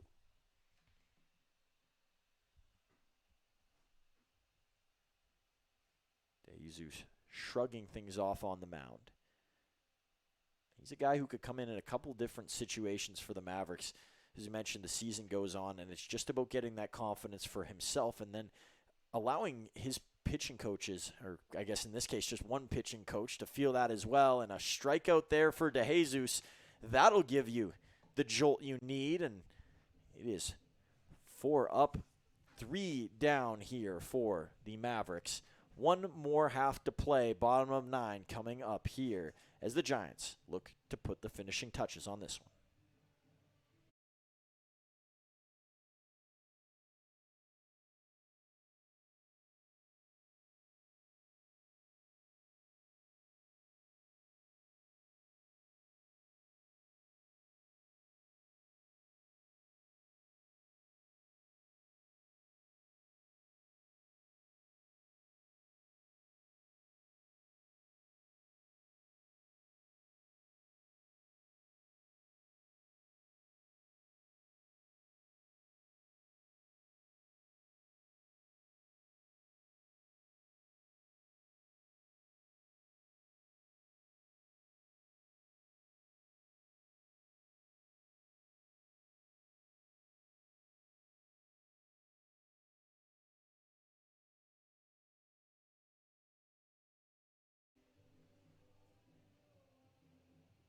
there'll be lots of changes for Fort Mac. When this game ends tonight, you're going to see quite a few batting averages spike up. A lot of RBI totals get a bit higher. No home runs in this game. That's the only thing we haven't seen. It's pretty crazy that in 16 runs for the Fort Mac Giants that not one ball has glanced over the fence at the back. And Medicine Hat, the same for them. No home runs. It's been something about Athletic Park. I'm not sure if it's the look or the dimensions. It's not longer than any other park other than Brooks, of course, at Elk Stadium. But it seems to be a tough place to hit balls out, and I think it is because of what the berm provides, and of course the much larger mountain that sits behind the small berm, well known at Athletic Park, so Saskatchewan River in between the two, and the bigger hill up top is Medicine Hat Golf and Country Club, a place where I'm sure lots of these players on off days, which are limited, will go and hit range balls or golf. You're never going to hit a ball up that way, obviously a long stretch to get up top, but it does keep the wind in, and it kind of funnels it downward, and that's why you don't see as many home runs hit here. At least that's my theory throughout the years, and talking with players and coaches alike, staff members in the past, that's kind of what they feel as well, and it creates a unique environment. I also do feel like having that berm out there, it allows for sound to be kept in, and it makes this place really loud when lots of fans come out, and come playoff time, it is quite the spectacle. Of course, Medicine Hat not even thinking about the playoffs right now. They're just thinking about getting one win to go here. And they've had wins throughout the course of this season, but it hasn't even felt like that because they haven't been consistent with them. And consistency, that's going to win you ball games, and it's going to win you championships. The most consistent team at the end of it all is going to be crowned at the top. And we saw Regina do that last year, and that's why there is a bit of hope for a team like Medicine Hat and a team like Fort Mac. Is you look at the season that Regina had last year, the slow start, and they were a 500 team when they got into the playoffs, and then they went on their tear. They hit it at the right spot. Moose Jaw made the playoffs at below 500. They almost knocked off the Berries in the first round if it wasn't for a crazy walk-off homer to end the game, which they were winning prior to that.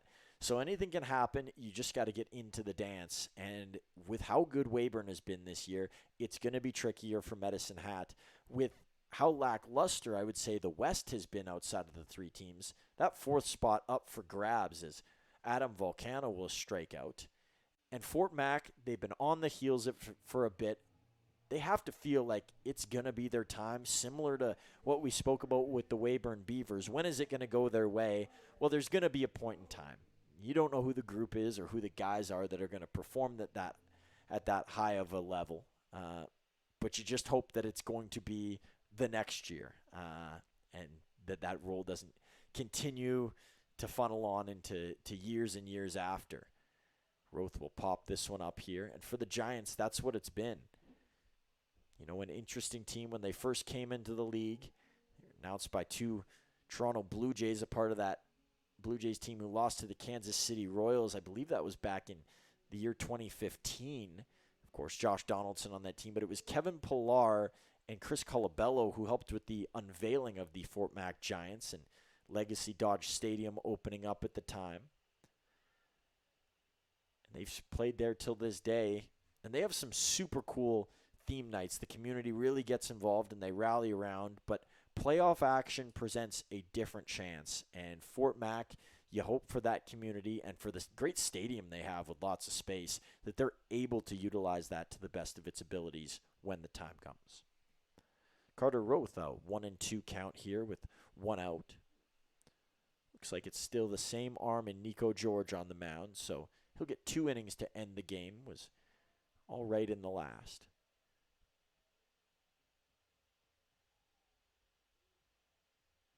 George steps through. Roth over towards short, and it's a great play with the glove, and a better play at first. The spin cycle as drifting through was Roth.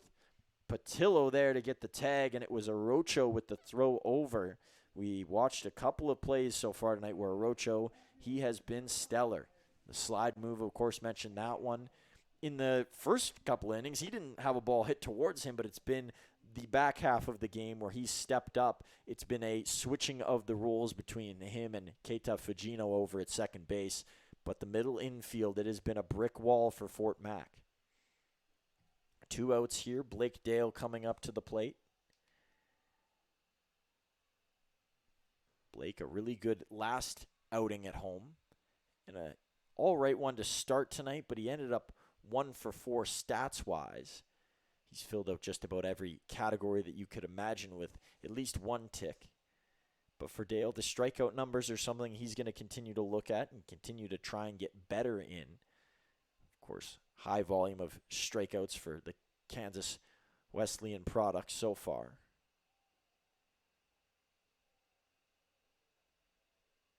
1-2 the count here. Mavericks down to their final strike at home against Fort Mac in Game 1 of this 2-game series, which will continue here from Athletic Park tomorrow, same time, same place, and hopefully same weather, clear skies tonight. And we haven't even reached the dark point yet, still blue out there. Pitch high from Nico George. Believe in line for the win in this game will be Luis Marrero. Of course, his line a bit frayed with one pitcher coming in and not being put down as such statistically. Dale will foul that off again. So Marrero, after coming into this game with a double-digit ERA, I'm pretty sure that's going to change. He's labeled as having 11 strikeouts. I think the official number, as I mentioned before, was 9. And it says 4 earned runs. I think his line would have been 3. He got through 5. Pitch to Dale, and a swing and a miss. That will do it. Nico George puts the finishing touches on the game for the Giants, coming in to relieve the last 2 innings. And Fort Mac, not a team known for scoring runs. He can scratch that narrative and throw it away. 16 here on the road at Athletic Park to the Mavs 7. One of the most potent offenses in all of the WCBL. Runs dry for the second consecutive game here. Not saying that 7 runs isn't very much, but it is not a lot compared to what some of these teams have been doing in the WCBL this year. Fort Mac, a big road win. They snap a 6-game losing skid, and they will be back tomorrow looking to do it again, closing things out. They don't come here often, but they have won their last 3 games at Athletic Park. That's spanning all the way back to 2024.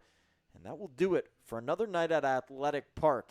It is Fort Mac taking it. Luis Marrero, 9 strikeouts in a winning effort for him. Diego Centella gave up the lead early for Medicine Hat and was pulled from the game, not even getting through 2 innings today. So, for myself, Truman Bartman, here on Flow Sports, we'll do it again another time, and that time tomorrow, Friday night, 6:45. Mavs and Giants will run it back for Game 2. Take care, everyone, and have a good night.